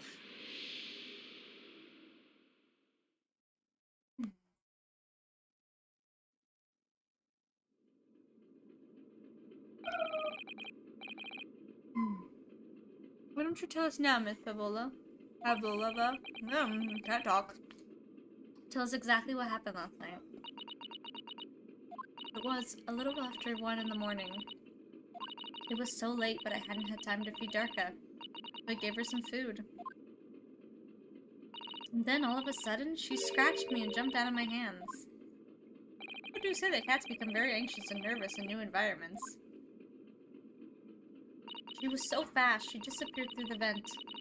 Before I could stop her. That's how you acquired the rather nasty wound on the back of your hand, I take it. Yes, and I had read the, rules on the wall. I knew that I was not allowed Darka with me. Yes, modern science suggests that animals can carry infectious diseases. A precaution, really.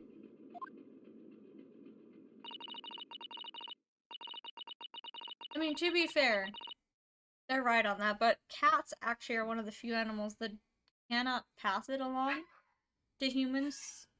Not what they're thinking of, anyway. In fact, there's very rare things that cats can pass to humans, but humans can pass most of their diseases on to cats.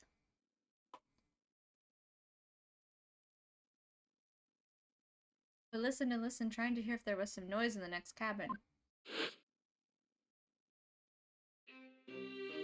No, Bear's asleep. Bear's sleeping. He was very quiet, I was sure. If someone was there, he must be sleeping. At that point, you thought it safe to try to lure the kitten back again? By dangling the end of the toy to the ventilator and into the adjoining cabin. Jericho always loves this toy, but it didn't work. Nothing worked. I tried using her favorite toy, I tried whistling to her softly, but nothing. Yeah? Oh, might be Jelly's little squawks that she's doing.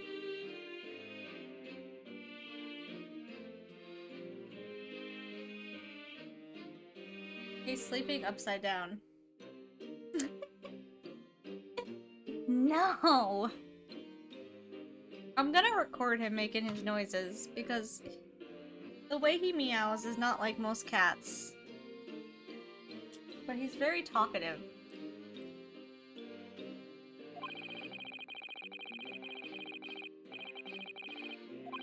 Cats have a propensity to remain hidden in the shadows when frightened.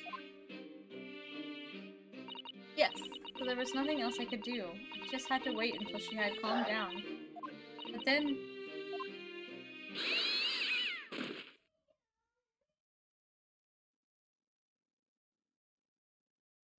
I nearly passed out with shock. I heard her cry out, and then... Oh, it was such a dreadful bang. Then afterwards, nothing. Totally silent. Lazima was...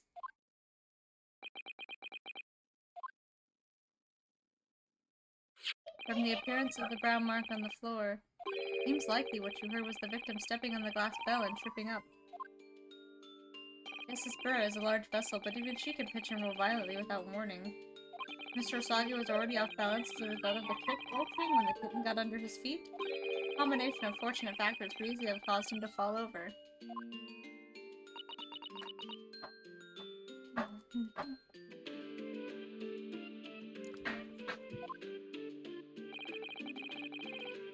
What became of the kitten afterwards? In the end, I managed to get her to come back through the ventilator. Yet Darka's nowhere to be seen. I must have forgotten to lock my case, and now she's disappeared again. Gracious, that cat is insufferably as restless as I am. Oh no! I know something about himself, at least. When I woke up this morning, I heard that a young man in the cabin next to mine had died. I couldn't bring myself to tell anyone what had happened. I was too scared. Scared that they would send me back. Oh, that sucks. I hate when there's stuff like that. Oh, hold on a minute. What about the snake? You're right, where is it? If the snake isn't your friend, Miss Favola, then whose is it? Where did it come from?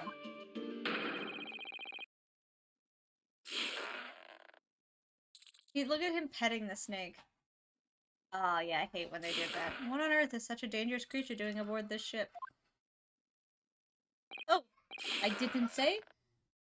Snake is my friend. His name is Pirosvik. I could have told you that one. The snake belongs to you? Of course he does. Did you see his face when he's patting him? Also, he stood there the whole, 20 minutes we've been talking with a snake on his face, not freaking out. Obviously, he has experience with the snake. He escaped from cage when the emergency alarm sounded. I was looking for him. I did not expect to find them in here. Yes, how did that snake get into the cabin? Bored. Ha! We are at sea for 1 year. You want to be so long without close friend? Without someone who understands? Or did you find someone a little more human? Who understands you better? But my dear burly fellow. A gargantuous venomous snake. Surely you can appreciate the danger you're putting everyone in. No venom. Pirosvik does not have venom. He is harmless, very long, but very gentle. He is adorable like Granny.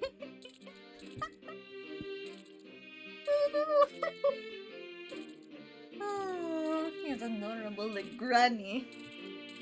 That's my favorite line from today. It's venomous? Yes, now he is hungry, so he is in bad mood, but once I feed him, you will see big smile. And you feed him what? Milk, I suppose? Ha! Like they say. They milk chickens ridiculousness. Snakes that drink milk are only in stupid stories. Roscus eats mouses. Big fat round mouses. Ah, oh, so is that what the mousetrap in the passageway out there is for? Of course. How else can I catch my friend's favorite food? Nothing says top of the food chain like the look in the eyes right now. It refuses to drink milk. It can't hear a whistle. It can't climb up a bell cord, and it's not even venomous. Oh, the deuce! Did something so inept land a starring role? It's not my fault. I do not make up stories. Mr. Prisrico has nothing to do with this incident. That's what happened. That's the truth behind my best friend's tragic death.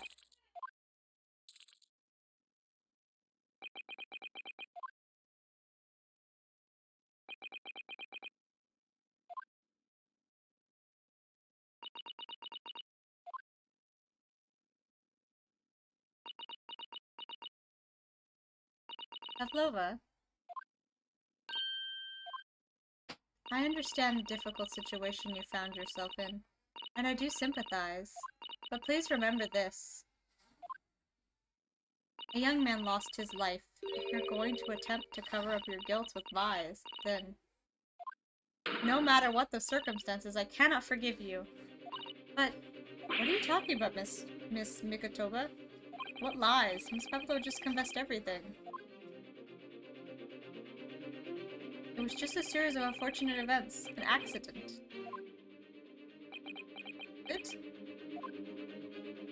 I'm no great detective like Mr. Holmes. I don't have a gift for knowing the truth.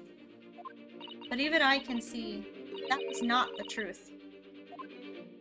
Don't you agree, Mr. Naruto? To be perfectly honest, yes. There's a discrepancy in Miss Pavlova's story, I'm sure of it. I just can't quite put my finger on it.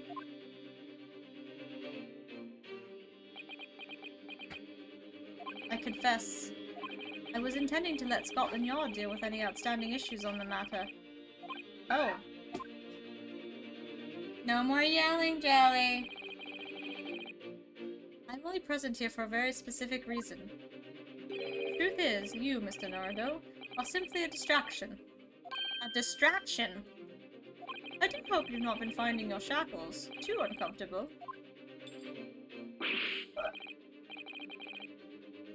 Bitch! Especially as they're on your wrists as a result of my intervention. I was rather hoping I could resolve matters before we made our next port call. You were, Mr. Holmes? Okay, you need to come. Okay, you're just being very loud. Yes, but I overlooked one important detail.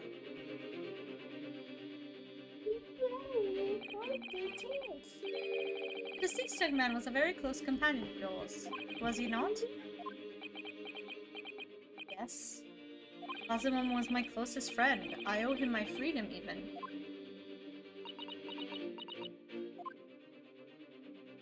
In any case, we must follow this to its conclusion. No further distractions. You must uncover the real truth here, Mr. Naruto. Yes, whatever that may be. No, no more water in cups, no. You keep spilling it all over tables. No, we're not doing that today. I know you did. You can drink it here, but you are not pouring it in anything, understand? Sorry, does... Yep, and I said it's okay, but that doesn't change what I just said. Do you understand? You can come here and take a sip. But you're not pouring it in anything. The entire PlayStation 4 was just covered in water.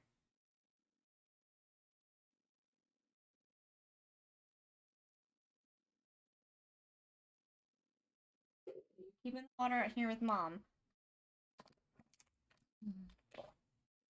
What discrepancy?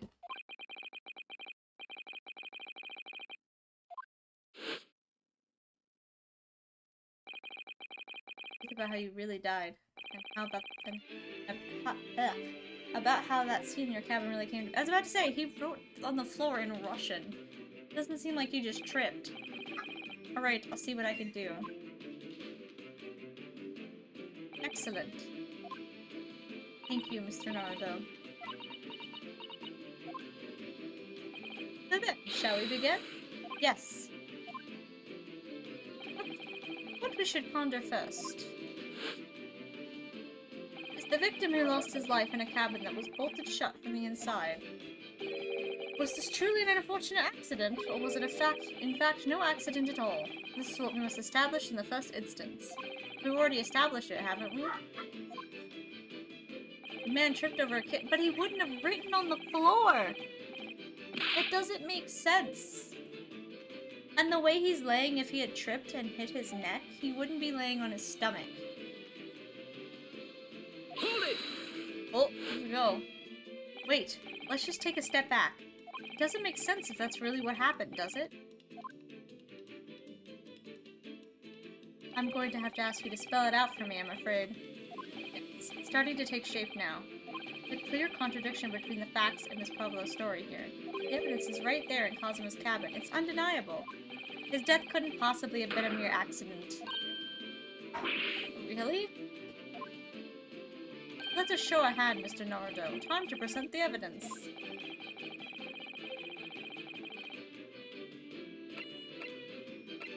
Could have just been the picture itself. Yes! That shows that he was laying. The truth is clearly recorded in this photographic print. There's no way that Mr. Asagi could have left this message on the floor. That's script. It's Russian, isn't it? Indeed it is. The word written means wardrobe. I see what you mean. Most people would leave a dying message in their native language. Japanese in this case. But maybe he was studying Russian. It's a simple language. He could have picked it up very fast. Russian is not a simple language. I'm sorry, excuse me? Russian is not simple. I've studied a little bit of Russian. And Japanese is way easier than Russian. Russian is, like, harder for me than even German was, and German was pretty hard. That's actually not the point. It makes no difference whether he knew Russian or not. Sorry? What do you mean? Exactly what I said before. There is no way that Mr. Asagi could have left this message on the floor, and the reason why is clearly explained in here. Damage to the cervical vertebrae, resulting in instant death. Instant death. Ah. So he was writing the message as he was killed. Which means after the victim fell to the floor, he couldn't have possibly written anything, because he was already dead. That's not the only reason either. There's something else we found in Mr. Asagi's cabin. A remnant of something that couldn't possibly have been there, if what Miss Pavlova told us was true. What? What? Putting this message on the floor aside, there's something else that gives the truth away. Another piece of evidence that proves this was no accident. In other words...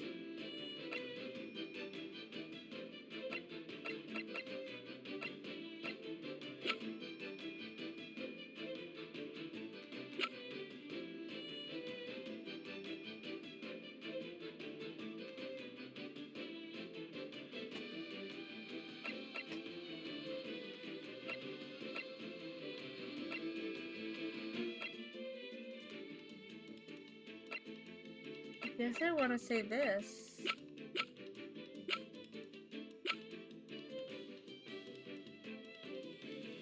Yes! Yes, this piece of broken glass next to the mark on the floor. And it's the glass belt the kitten had around his neck. We already know all about that. It was broken in half when the victim tripped over the cat. She wouldn't have been able to have the other half if it broke. She would have had to enter the room. Unfortunately, there's a very big flaw. A fatal flaw. What? That's really what happened. Then how did one half of the bell end up back here in this cabin? Right? Jay? Remember that we found the other half of the glass bell in the waste paper basket. Would you care to explain that, Miss Pavlova? Oh no. Both these pieces of evidence clearly point to the same conclusion. That when Mr. Asagi died last night in his cabin, there was someone else in the room. That same person deliberately arranged the scene to disguise the truth, in order to cover up his or her own guilt.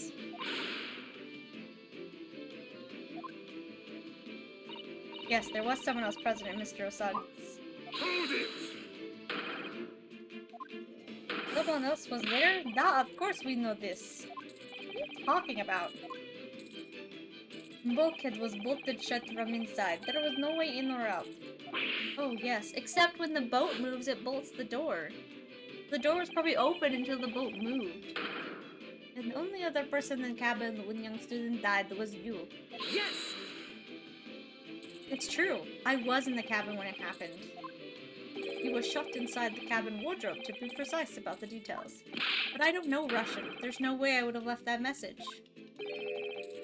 Would have. There's no way you could have left that message, to be precise about the details. Would you mind?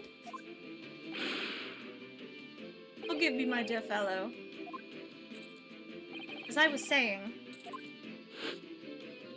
the person in question wrote the word wardrobe in Russian on the floor. In an attempt to incriminate me for the crime, even though I had been asleep in there the whole time. The same person picked up the broken glass bell that had fallen to the floor, for fear of it becoming evidence that would show how Mr. Sagi really died. But why wouldn't this person have taken all the pieces of the bell away? Leaving half behind was always going to raise questions. Yes, well, it was past 1 o'clock in the early hours of the morning. The cabin would have been quite dark. A single small lamp suspended from the ceiling would barely have cast any light onto the floor there. Wait, oh no! Little wonder then that the culprit failed to notice a fragment of the tiny item. You all suspect me, don't you? Hold it! Demon Stroganoff? Nina is woman of sea. She is daughter of strong sailor. 2 years ago, they noticed her dancing skills and she went away to join ballet company. But before, she was dancer on this ship, a member of the ship's band. I can understand that. You do not accuse ship's angel of being criminal. Ah, so that's it.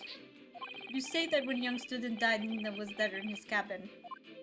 That is not possible, I give my tooth. Well, it's almost interesting. You give your tooth, pray. How could you be so sure? You are a great detective, you should know. Sounds like a good plan. Look truth in eyes. Cabin bulkhead was bolted shut from inside. Nobody could get into cabin. Not Nina, not anyone. Or you want to tell me the killer can walk through locked doors? Niet! It's impossible. He's right. But when the boat moves, the door locks. But wait, I've read about this in detective stories. People often tie thread around door latches so that they... We already debunked that. Thread? Are you stupid? These bulkheads are not barn doors. Certainly not. These are watertight doors as one would expect to find in any modern structure. Constructed of heavy steel with not a gap in sight, no threads or needles or magnets could have been used. No, of course not. I thought so too, but Mr. Naruto suggested it earlier, so... She's upset. How can you shift it onto me like that? Seaman Stroganoff has a valid point. The cabin door couldn't have been bolted shut from the outside. Not necessarily. What? I put it to you that I could bolt this cabin door without laying a finger on it. And in this very cabin, you can see the traces of the method I have in mind have been used before. Don't believe it. Well, Mr. Naruto? I believe you know what I mean, don't you? The books! The books! One way does spring to mind, yes. Do you really know what Mr. Sholmes means? You stopped me from doing it last playthrough, where you're like, don't press that fucking bell, bam! And hit me. Yes, and so should you, because we've seen it happen. Indeed we have. So would you care to do the honors, Mr. Naruto?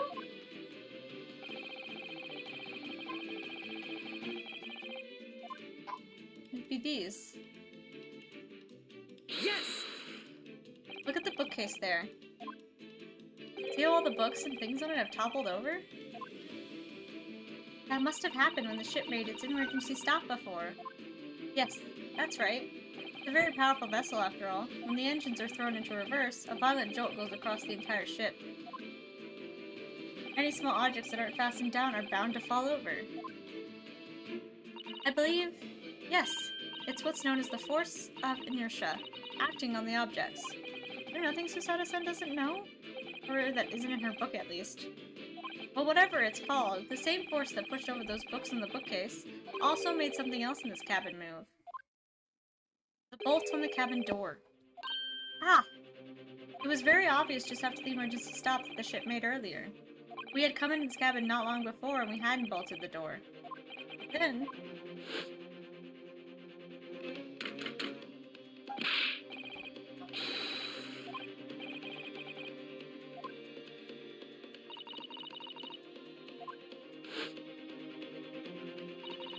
Oh, yes. That's it. When the ship stopped suddenly, the bolt flew across and locked the door. Yes, it's made of metal, but it's small and light enough to be moved by the ship's sudden change of speed. Or the Force of Inertia. What I call it that. Are you trying to say that last night, after Mr. Osagi was killed?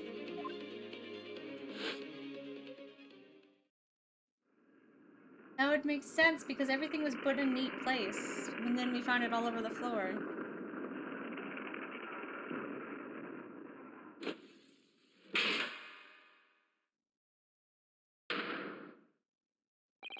SS Burial made another emergency stop? When I woke up this morning and looked around the cabin, I thought it looked a little odd. All the books on the shelves had toppled over, and all the ornaments. It was almost as if someone had run their hand across the shelves and deliberately knocked everything over. Oh yes, I remember that. And I stood them all up again, didn't I? Then when we came into this cabin, we were surprised to see the same thing in here. All the books and everything had been toppled over, just like Mr. Osagi's cabin. Oh my. Do you have anything to say about this, Miss Pavlova? Are you out of your mind? You say Burra made the emergency stop? That seems a little far-fetched. How could that possibly have happened? Unless you're saying that the culprit is actually someone from the engine room. Oh, it is simple enough. Hmm? Are you forgetting the button in the passageway outside? Used to trigger the emergency alarm. Oh yes, of course. There was a notice, wasn't there, telling you only to press the button in times of emergency?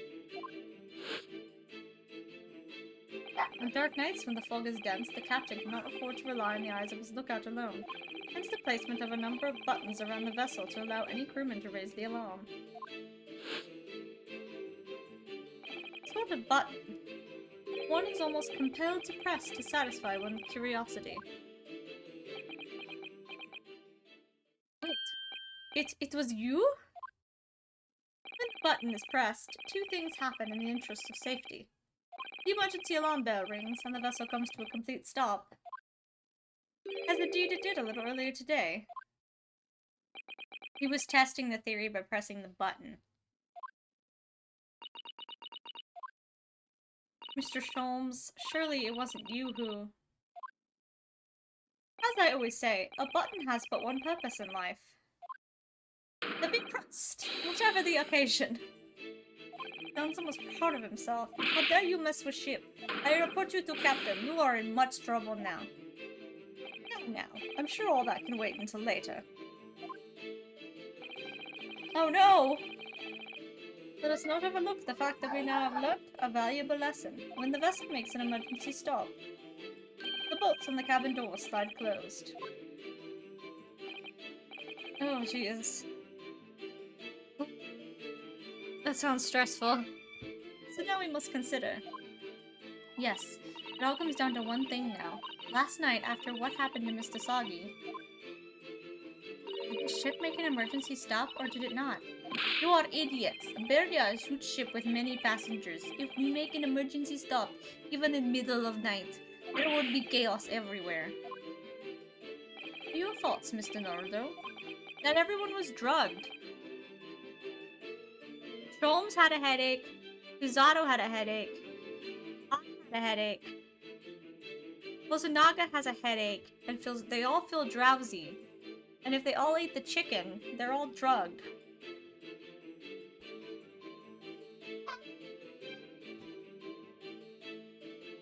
Oh no, oh no. It's certainly possible that some kind of emergency happened last night. We have evidence to support that idea. Really? What evidence, Mr. Naruto? Fascinating. Do show us, my good man.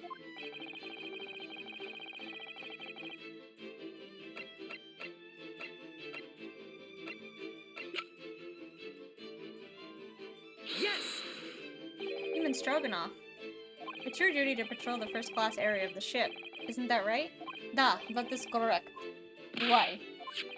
And the ship's logs here. This would be where you record the details of your duties. What are you doing with that? That is mine! You didn't pass, oh no! Ah, you rather carelessly left it atop the little makeshift burrow in the passageway out there.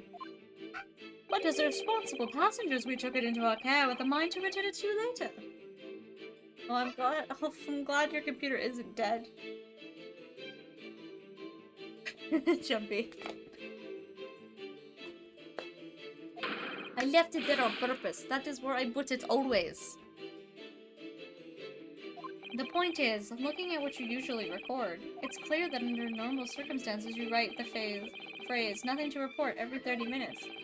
But from 2 o'clock last night until the first light this morning, nothing was recorded at all. Nothing recorded in the log? That is... Yeah, because nothing happened. But if nothing happened, you would normally write nothing to report. You?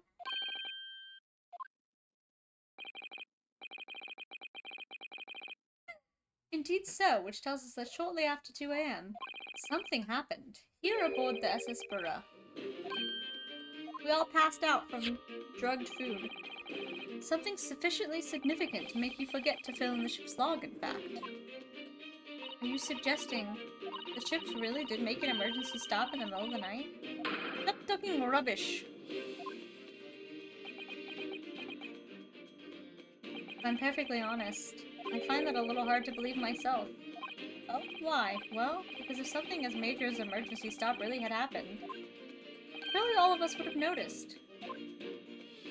Very true. Thanks to the emergency stop we experienced earlier, we all know what it feels like now.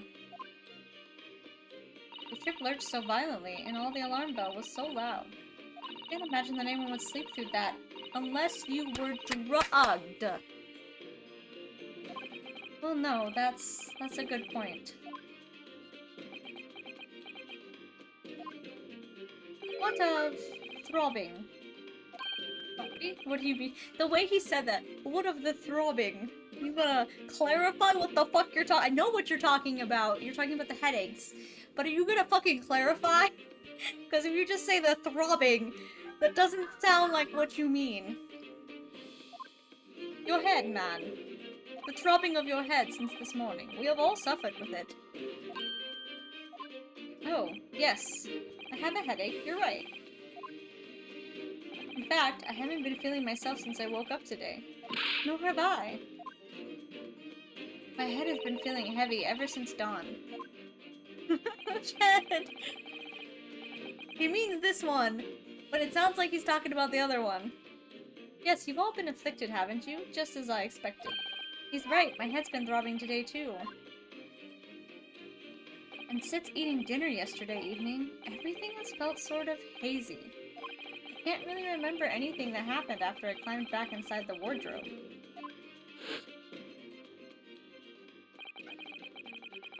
And the first thing I noticed this morning was the throbbing pain in my head. I had already been dragged out of the wardrobe and had those handcuffs put on me by that point. Why didn't I wake up when all that was happening to me?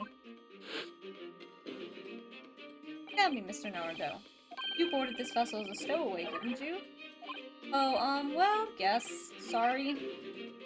Stowaway class of accommodation doesn't usually include meals. What did you survive on? Oh, well, Kazuma looked after me. He was always happy to share his meals.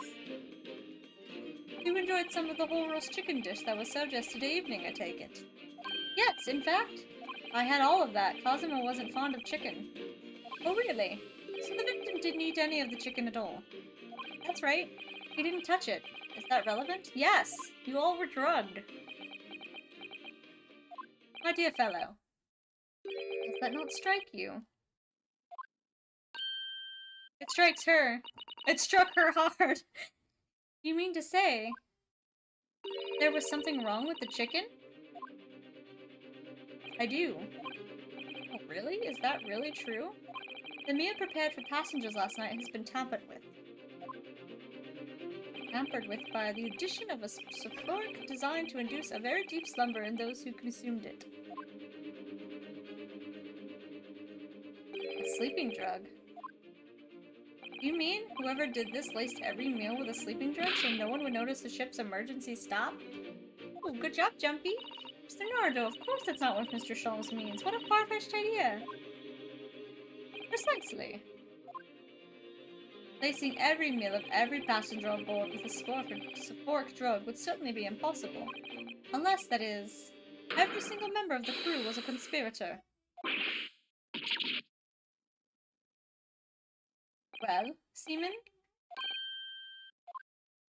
So many.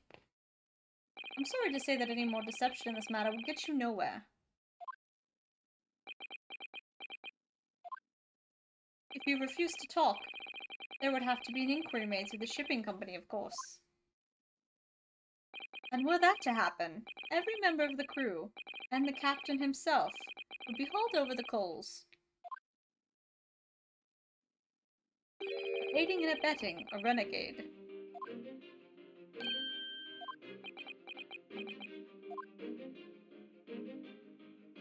Please, no more. I will tell you everything. I cannot make problems like this for everyone anymore. These crewmen are your former comrades, I believe. Yes, but when I decided to run away, I asked them to help me. We all agreed to help, everyone together. We threw away everything, her fame and the ballet. Mother Russia, we wanted to help our angel. I don't believe it. You are right, we put sleeping drug in chicken last night. Yes, I remember now. I did notice chewing on a lump of something strange and bitter at one point. Da, we could not make all drug, how do you say, dissolve. Ugh, talk about heavy seasoning. At midnight in waters near Shanghai, we brought our angel on board. He was helped by Comrade on shore with a small fishing boat, while all the passengers of the SS Burrow slept soundly, thanks to the almost magical effects of the slumber-inducing potion that evening meals had contained. Because that's what happened. The only people awake on the ship last night were the crew, people who disliked chicken, and the newly boarded passenger, Miss Pavlova. And that means it would have been impossible for you. You could have used the emergency stop trick to lock Kazuma's cabin door.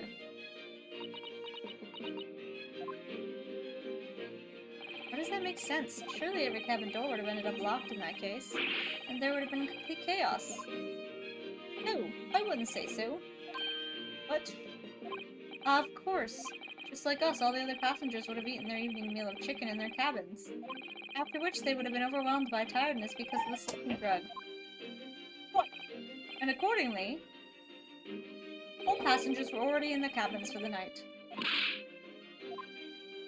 The overwhelming majority of passengers would have habitually slept with the cabin doors bolted anyway, and so not one of them would have found it remarkable to find the door locked in the morning.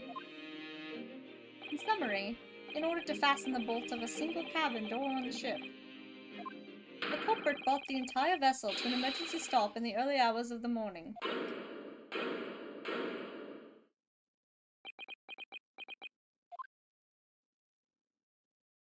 You have talked a long time and said many things. What is point?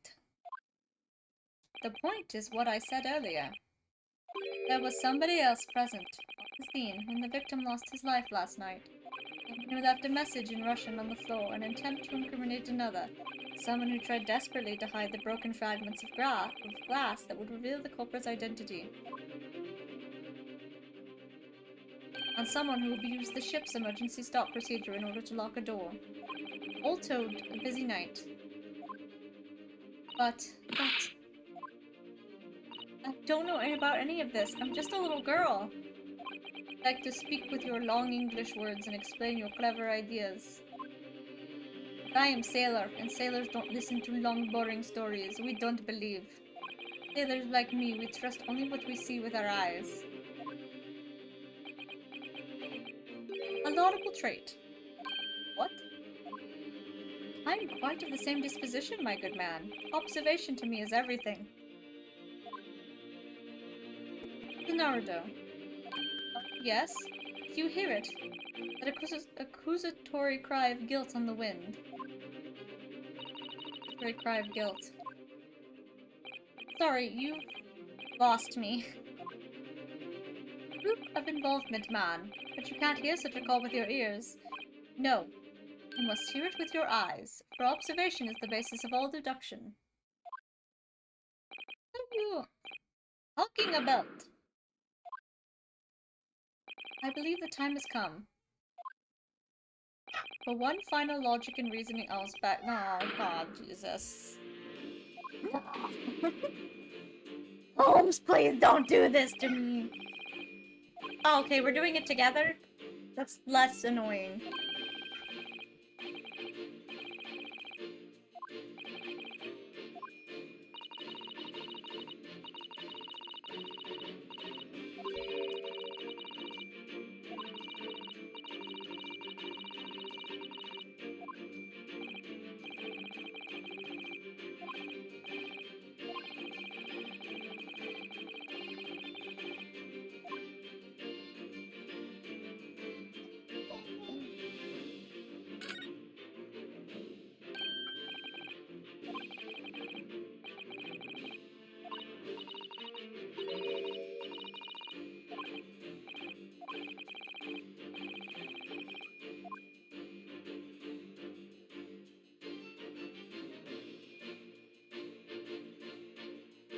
Yes!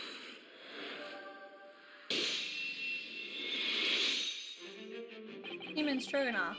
You seem to have quite a large purple stain in the back of your white uniform there. Eh? Ah, yes, I don't know where the dirt comes from. Though nothing in particular comes to mind about the stain. What are you trying to say? It would appear the significance of the stain has escaped your attention, Seaman. Allow us to make it plain.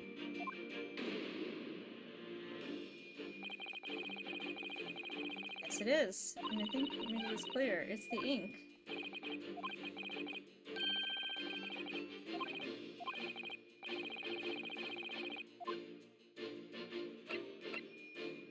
I don't have, like, any picture of the actual... No, okay. It's this one.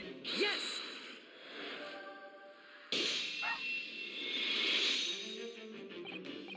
Yes, it's this photograph, and the ink it shows. That's what caused the stain on your uniform. Ink? A rather unusual color of ink. Purple. Ah, the penny drops. At last. Now you see the significance. The Russian word on the floor next to the victim's body was written in purple ink.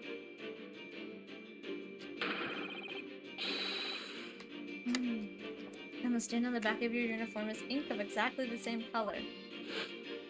If the ink had been dry, it couldn't possibly have stained your uniform in that way. Which means... Oh no!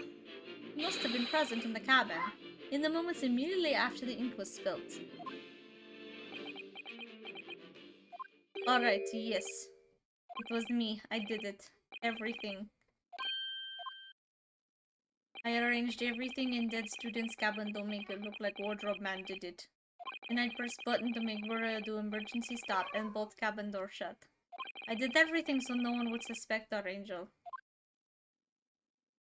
Biff, please. Don't worry, Angel. Let me do talking. It was after 1 in the morning. I was on duty patrolling passageway. Then our angel came to me. She was white like sheet.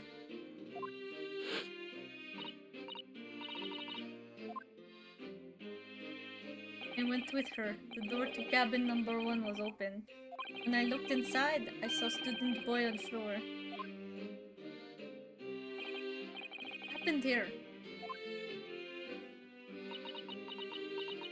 Please, don't tell anyone. My little one. My little furry friend. Everything that happened in cabin is like Angel told you. The kitten escaped through the ventilator into Mr. Osagi's cabin. Then he tripped over it and broke his neck when he fell on the floor. Yes, that is right. So after the incident, when the cat ran away, Mr. Pavlova then visited the cabin next to hers, only to find his occupant lying lifeless on the floor. Jelly, inside voice! She said she was worried when she heard the sound of something falling on the floor. That's when she went to look. No, Angel?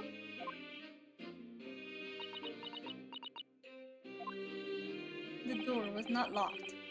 He opened to look, and you already know what happened after. There's just one thing, if you wouldn't mind. Look. When you went to Mr. Osagi's cabin, Miss Pavlova, was he already dead? Why? I already told you. We need no open door of student's cabin and looked inside. I was asking Miss Pavlova. Pavlova. Well, Miss Pavlova? Oh. Yes, that is right. I saw him. It was dark, and he was wearing black, but he was on the floor, not moving. I was scared.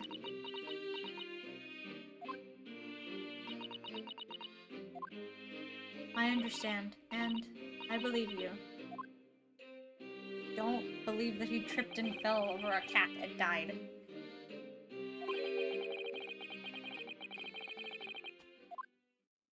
Ah, something very nearly slipped my mind. Oh, Mr. Holmes? Photograph. Yes, I took this myself, you know. The cause of death was a broken neck. Therefore, the victim died instantly. On the unfortunate incident that precipitated these events, the kitten on which the victim stumbled. However, if those are the facts, there is one particular area in the photograph that seems to me somewhat unnatural. What do you mean, unnatural? What are your thoughts on the matter, Mr. Naruto?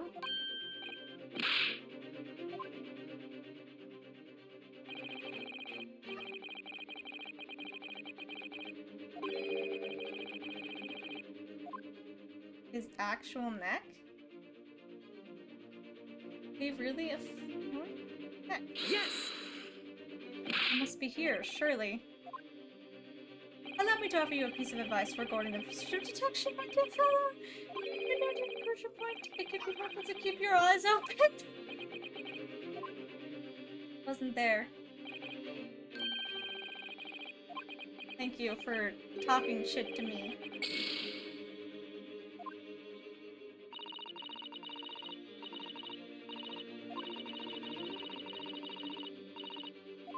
Oh.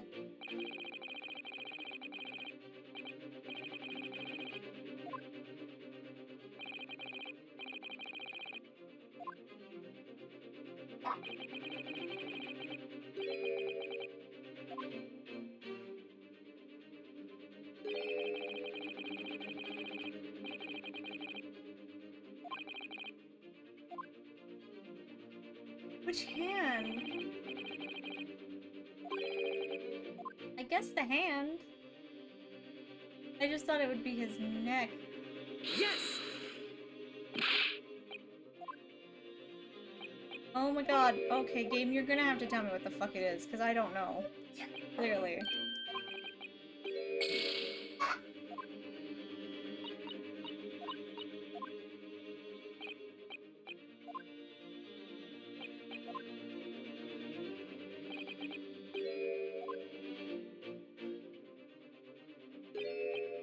Is it the other hand? Now you're just being confusing, video game.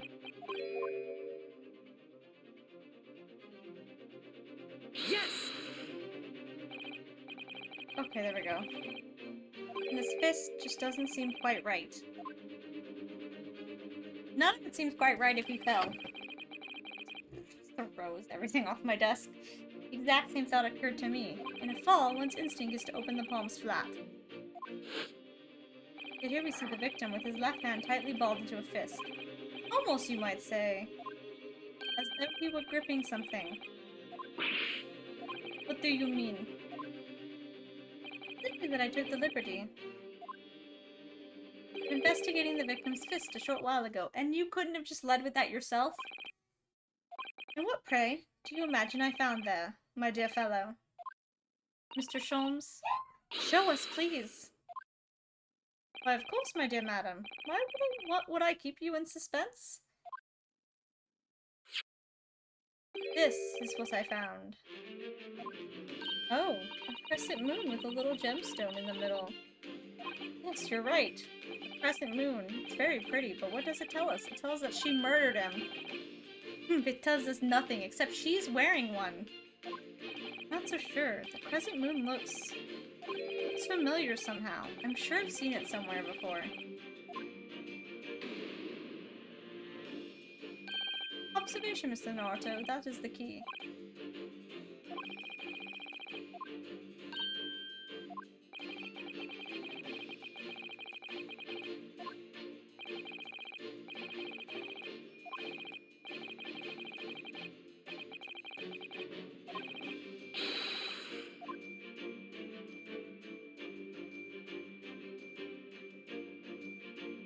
Yes!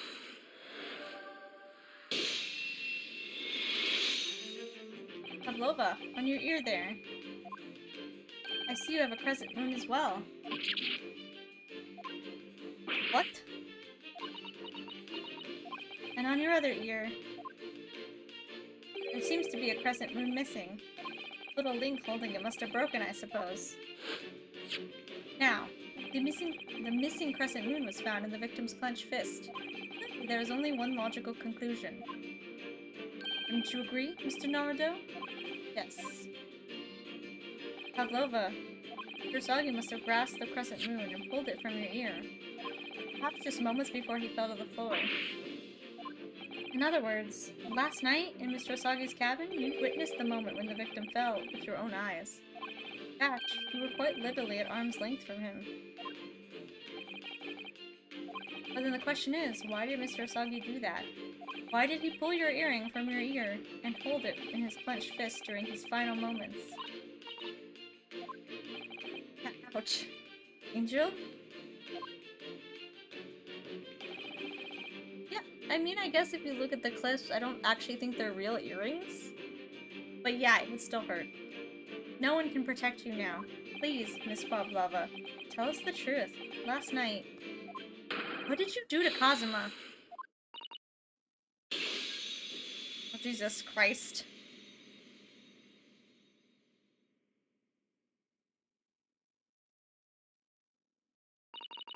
Think about everything that happened yesterday. It was too much. Running away, the fishing boat in the middle of the night, trying to climb onto this huge ship. Then, I was at last in this cabin and I could relax after this horrible long day.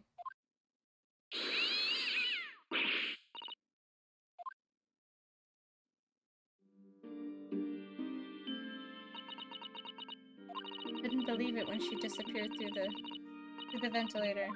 Tried to call her with a little whistle. She tried waving her favorite toy.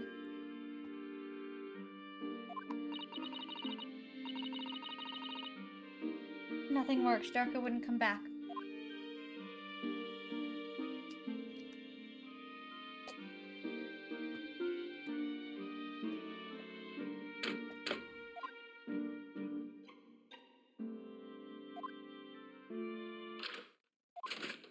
What are you doing here at this time of night, Inspector? Oh, I'm sorry. Thought it was a friend of mine.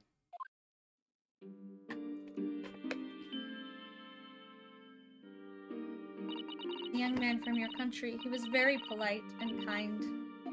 He helped me to find Darka, and he promised not to tell anyone.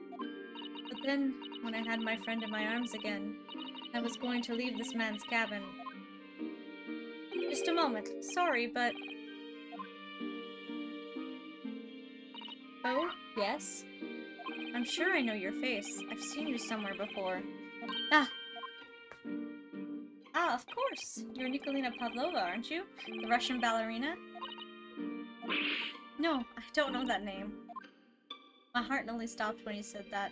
He knew who I was. How could this man from a land from the faraway east know a Russian ballerina? Yes, I saw your performance in Japan. The beauty of the ballet made a deep impression on me. But what were you doing on the ship? I'm sure I read that your ballet company was performing in Shanghai at the moment. Can't fool him. I have to tell him the truth and hope he doesn't tell anyone. I have no other choice.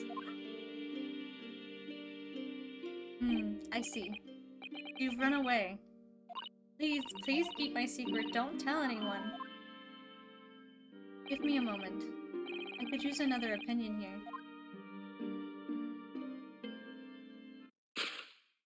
He's going to pull that cord. He's going— Oh, but he was gonna wake me up and ask me what I felt.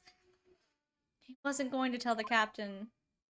But girl, he wasn't going to. Then it happened. Everything at once. It was only a second, but it felt like forever.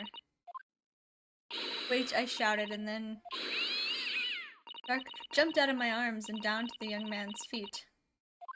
And as he turned around to look at me— Oh! Ow! I pushed him onto the thing of the bed! I don't even know why. I don't know why I did it. I was just so scared. And I had to stop him from telling anyone about me.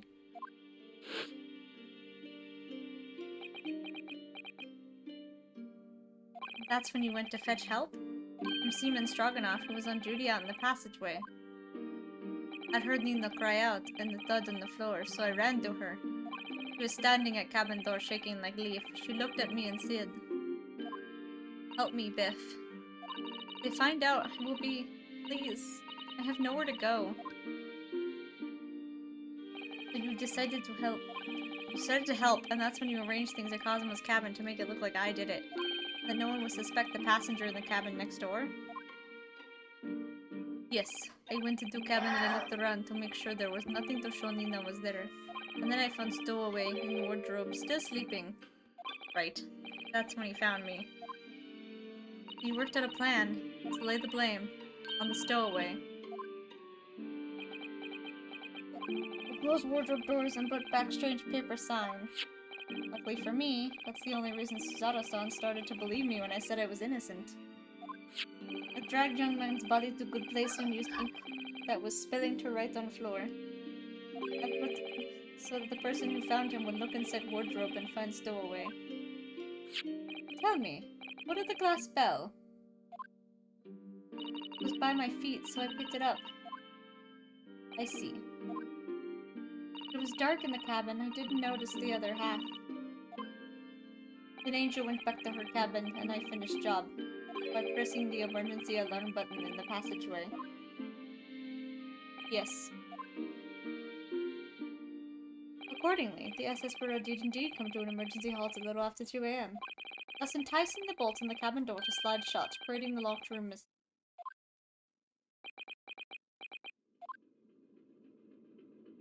The one thing I don't understand, Miss Pavlova. What? Well, you said that you told Cosima about the fact that you'd run away from your home.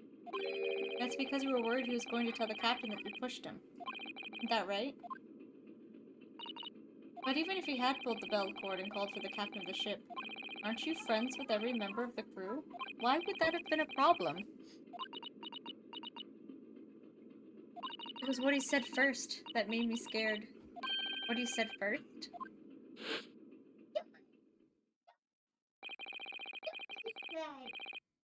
Inspector, who thought he was going to tell Hosonaga.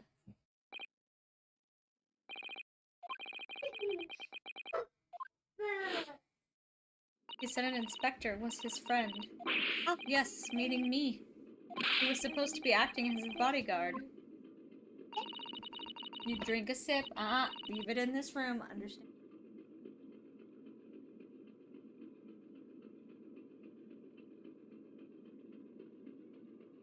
If the police knew about me, they would arrest me.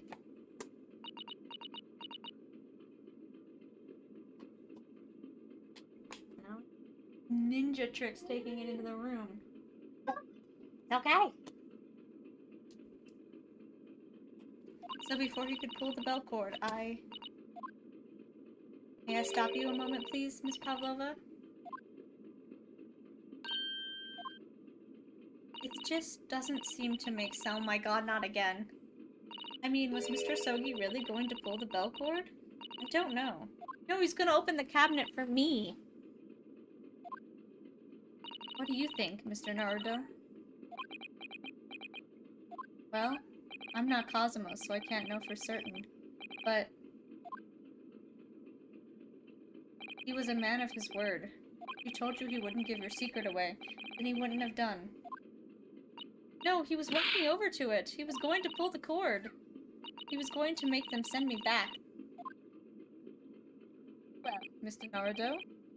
Today's work is not yet done, it seems. There was one more deduction to make. I know what it is. Sometimes the character's a little slow in the uptake. Yeah, what action was the victim really about to take at that moment? He was gonna open the wardrobe for me. And we determine whether the young man's gaze was directed? Whither the young man's gaze was directed. Me, on the wardrobe.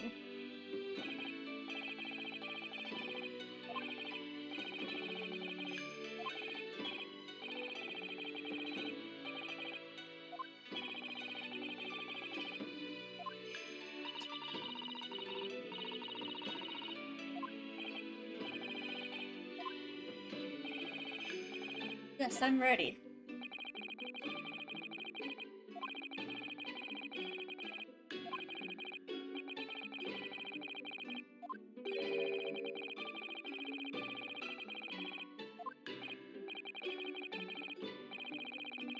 He was looking at the wardrobe. Take that!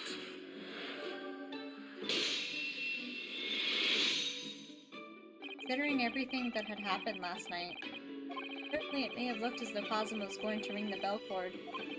Yes, however, what is directly besides the bell cord? The wardrobe. The wardrobe? And more importantly, what was inside the wardrobe? Man's great friend, sleeping soundly. Pavlova, please, think back very carefully. What were Mr. Sagi's exact words last night? Give me a moment. I have another opinion here. Oh no! Your opinion. Yes, but not from a member of the crew. Mr. Sogi intended to consult his close friend on the matter. To see if, between them, they might be able to help in some way, no doubt. No. Sadly, we can't know the truth for certain now. Too late for that. But I wish you had made sure of what Mr. Sagi was looking at. Things may have ended very differently, if you had.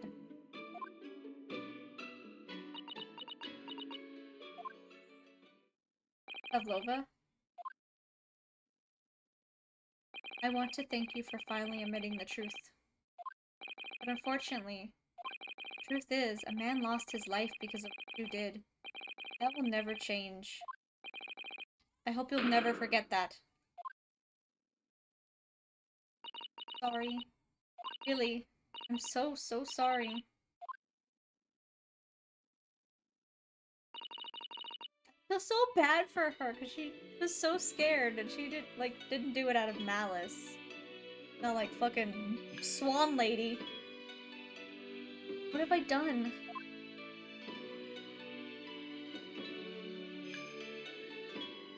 And so, at long last, mystery surrounding the tragic accident on the SS Buria finally laid to rest.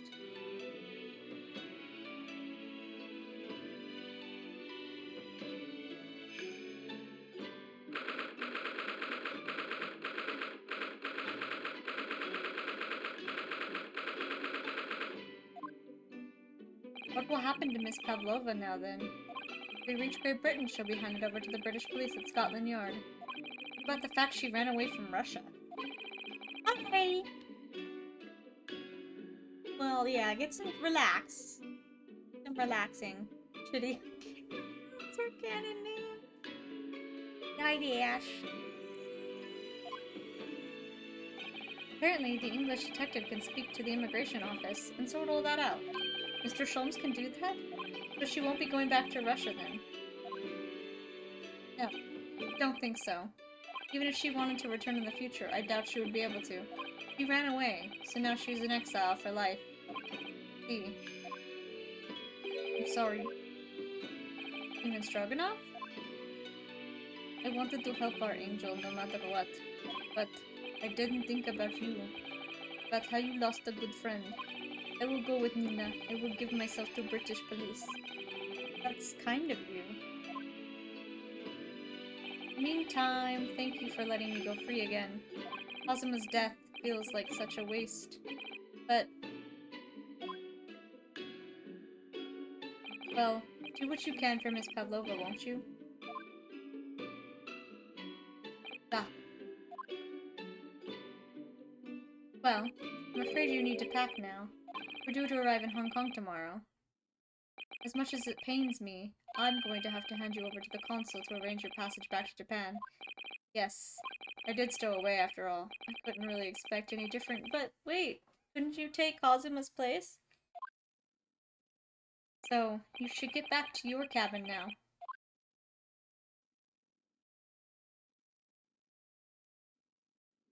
Looks like my study tour to Great Britain is over before it even begun. I think that only days ago Kazuma and I were laughing together about how we teared up the streets of London.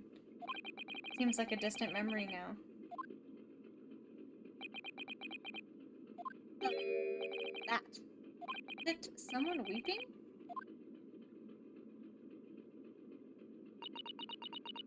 Sato-san? Norido-san. I know you had returned. Oh, well, I haven't been back long. Dr. Kozunaga just told me I should pack, you know, ready to leave the ship tomorrow and all that.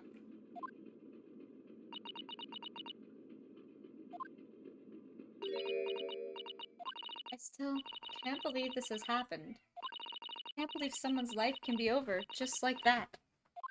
Susato-san.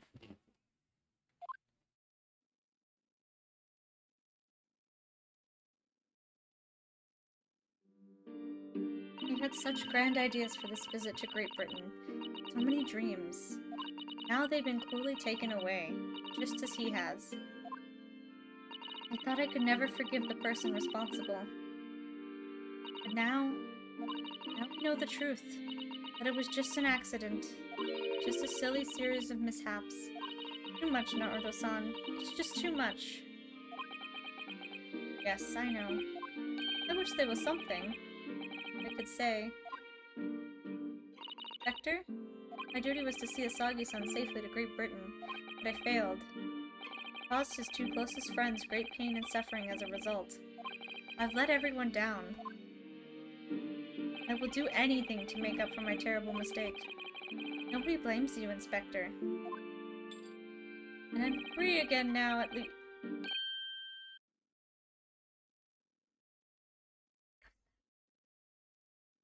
Who did this? Holmes? I'm gonna kill you. This fuck over here. Surprise, Mr. Naruto. What is the meaning of this? Oh, a trifling matter. Simply that in my head, I think I shall always picture you wearing those shackles. That's a little bit gay, a little bit kinky. Without them, the balance seems all wrong. It's distracting. Sorry? I decided to restore them, for old time's sake, shall we say. You are a stowaway, after all. He thinks this is funny. Surprise, motherfucker. Mr. Sholmes. I do appreciate all your assistance. I'd like to thank you. Bottom of my heart.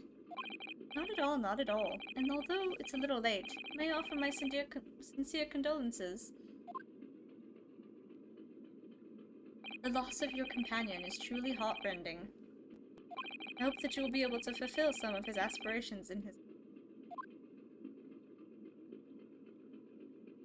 I'm afraid that won't be possible. We shall be disembarking at the next port in Hong Kong. We have to return to Japan and make a full report about everything that's happened. What? Wait a minute. It's just me that has to go back, isn't it? I mean, I was the stowaway.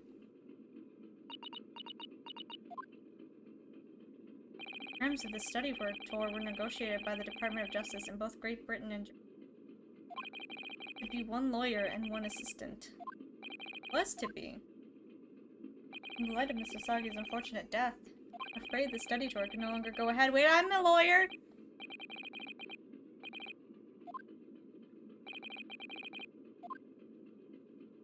My dear fellows, the majority of problems have an extremely simple solution, you know. All you require is one lawyer, and the study tour can continue, surely. There's no one else with the necessary qualifications, Mr. We know of no other law. I've just defended myself twice now? And you don't know anyone? Rude? Qualifications, you say?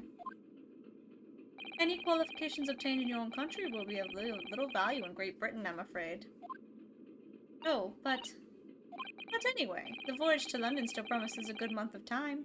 Ample opportunity, I would say, to find yourselves another suitable lawyer. Yes? Me? Miss Susato? Yes? You think perhaps I might be able to do it? But you're not a lawyer, Mr. Naruto. Oh, unless... Are you studying law? No, I'm not, but... Sorry, in that case, I don't think there's even a chance it would work. But as I said, there is still more than a month before we reach England's shores. Isn't that right, Mr. Naruto? Yes, I have a month in which to study, to learn what I must to become a lawyer in Great Britain. Mr. Naruto, it's ridiculous. Are you seriously suggesting anybody can learn all of that in just 40 days? You said you had a month. 40 days is more than a month. There's only one way to find out. I would work my fingers to the bone, Inspector. Every single day. Will you let me try? And if, by the time we reach Great Britain, I haven't learned enough to be recognized as a lawyer, take whatever punishment is deemed appropriate. But put yourself in such a difficult position. Kazuma. He said that there was something he had to do in Great Britain, and that he would sacrifice anything to make it happen. He was passionate about it. Can't let all that passion just come to nothing. And anyway, it's for my own benefit too. I will become a lawyer. I have to. What do you say, Miss Susato?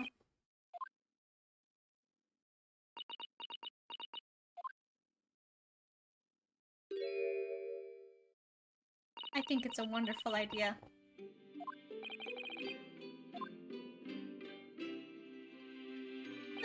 What does our bespectacled inspector friend say?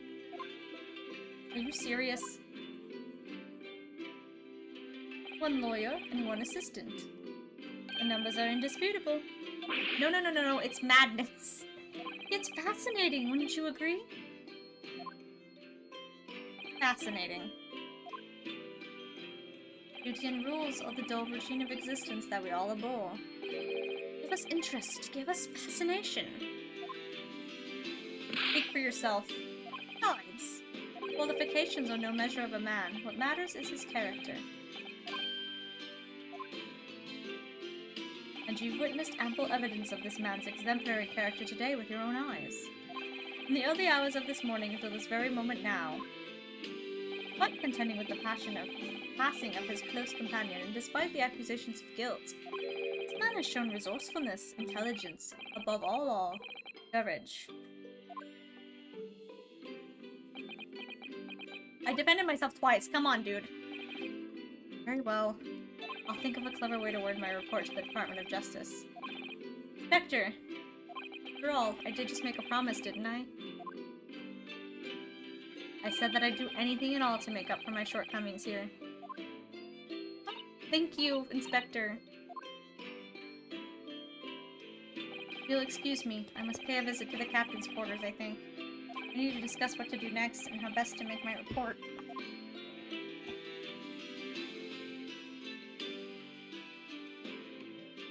Are you really prepared to attempt this, Mr. Naruto? Yes, I'm going to try. I wonder, do you consider teaching me what I need to know? Everything about being a lawyer?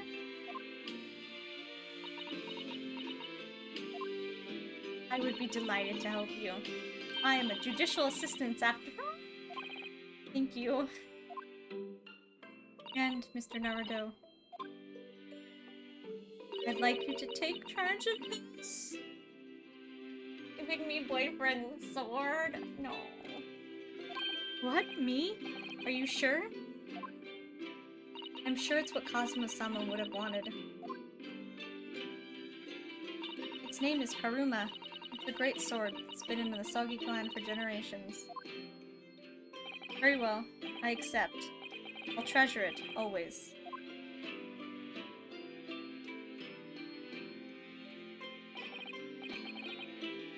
So then, Miss Susato, seems we'll be working together. Are you sure?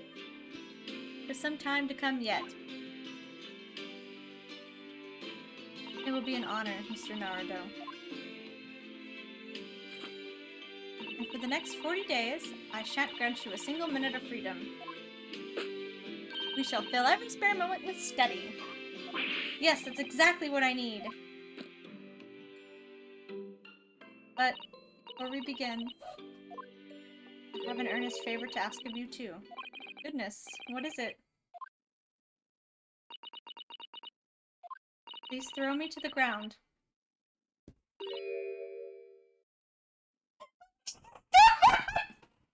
Just toss me on the ground!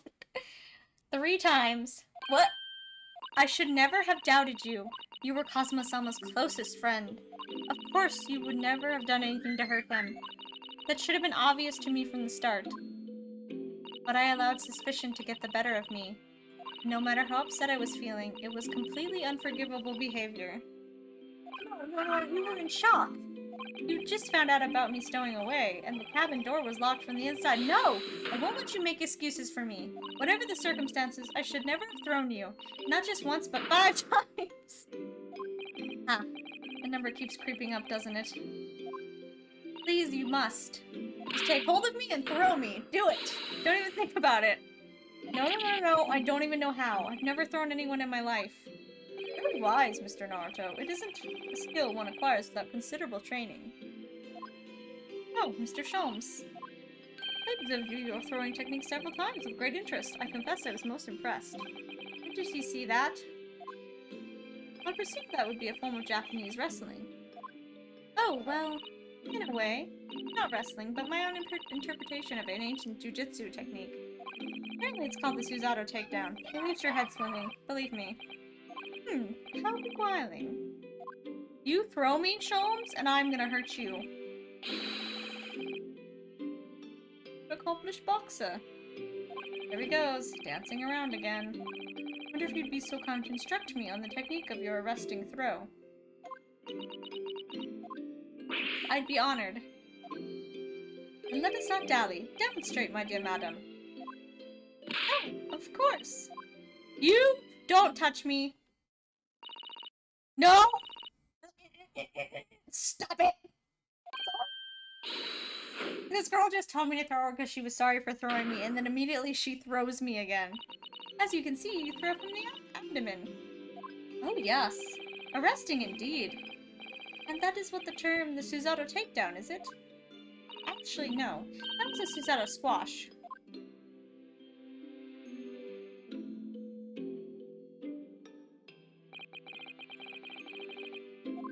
A scene from an evening recently spent with Kazuma flickered into my mind. I'm singing.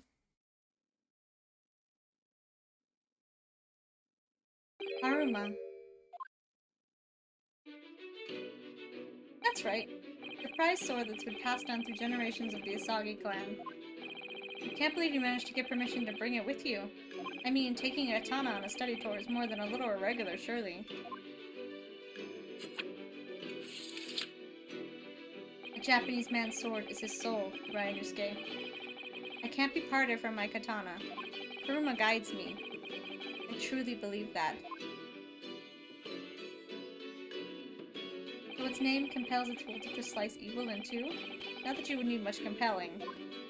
On that subject, there's something very important that I have to do in Great Britain. I'll sacrifice anything to make it happen. I'd appreciate you seeing it through with me. Of course I will. Whatever it is, I'll see it through to the end with you. I knew you wouldn't let me down.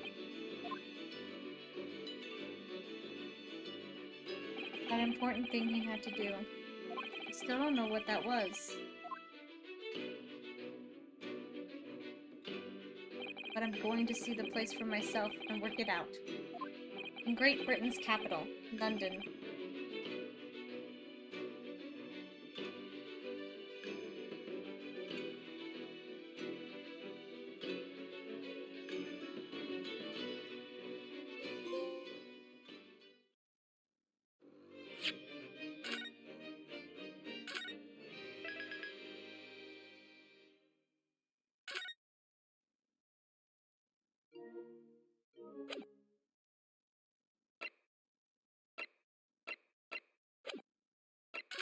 And we will do that Tuesday? Yeah, Tuesday, because I'm going to take the weekend off and do stuff with family. You got a meme idea? Tell me about it in Discord. But I'm going to leave. It was a way longer stream than I wanted and my hip is yelling at me, so I'm going to take a shower. Bye! Take care!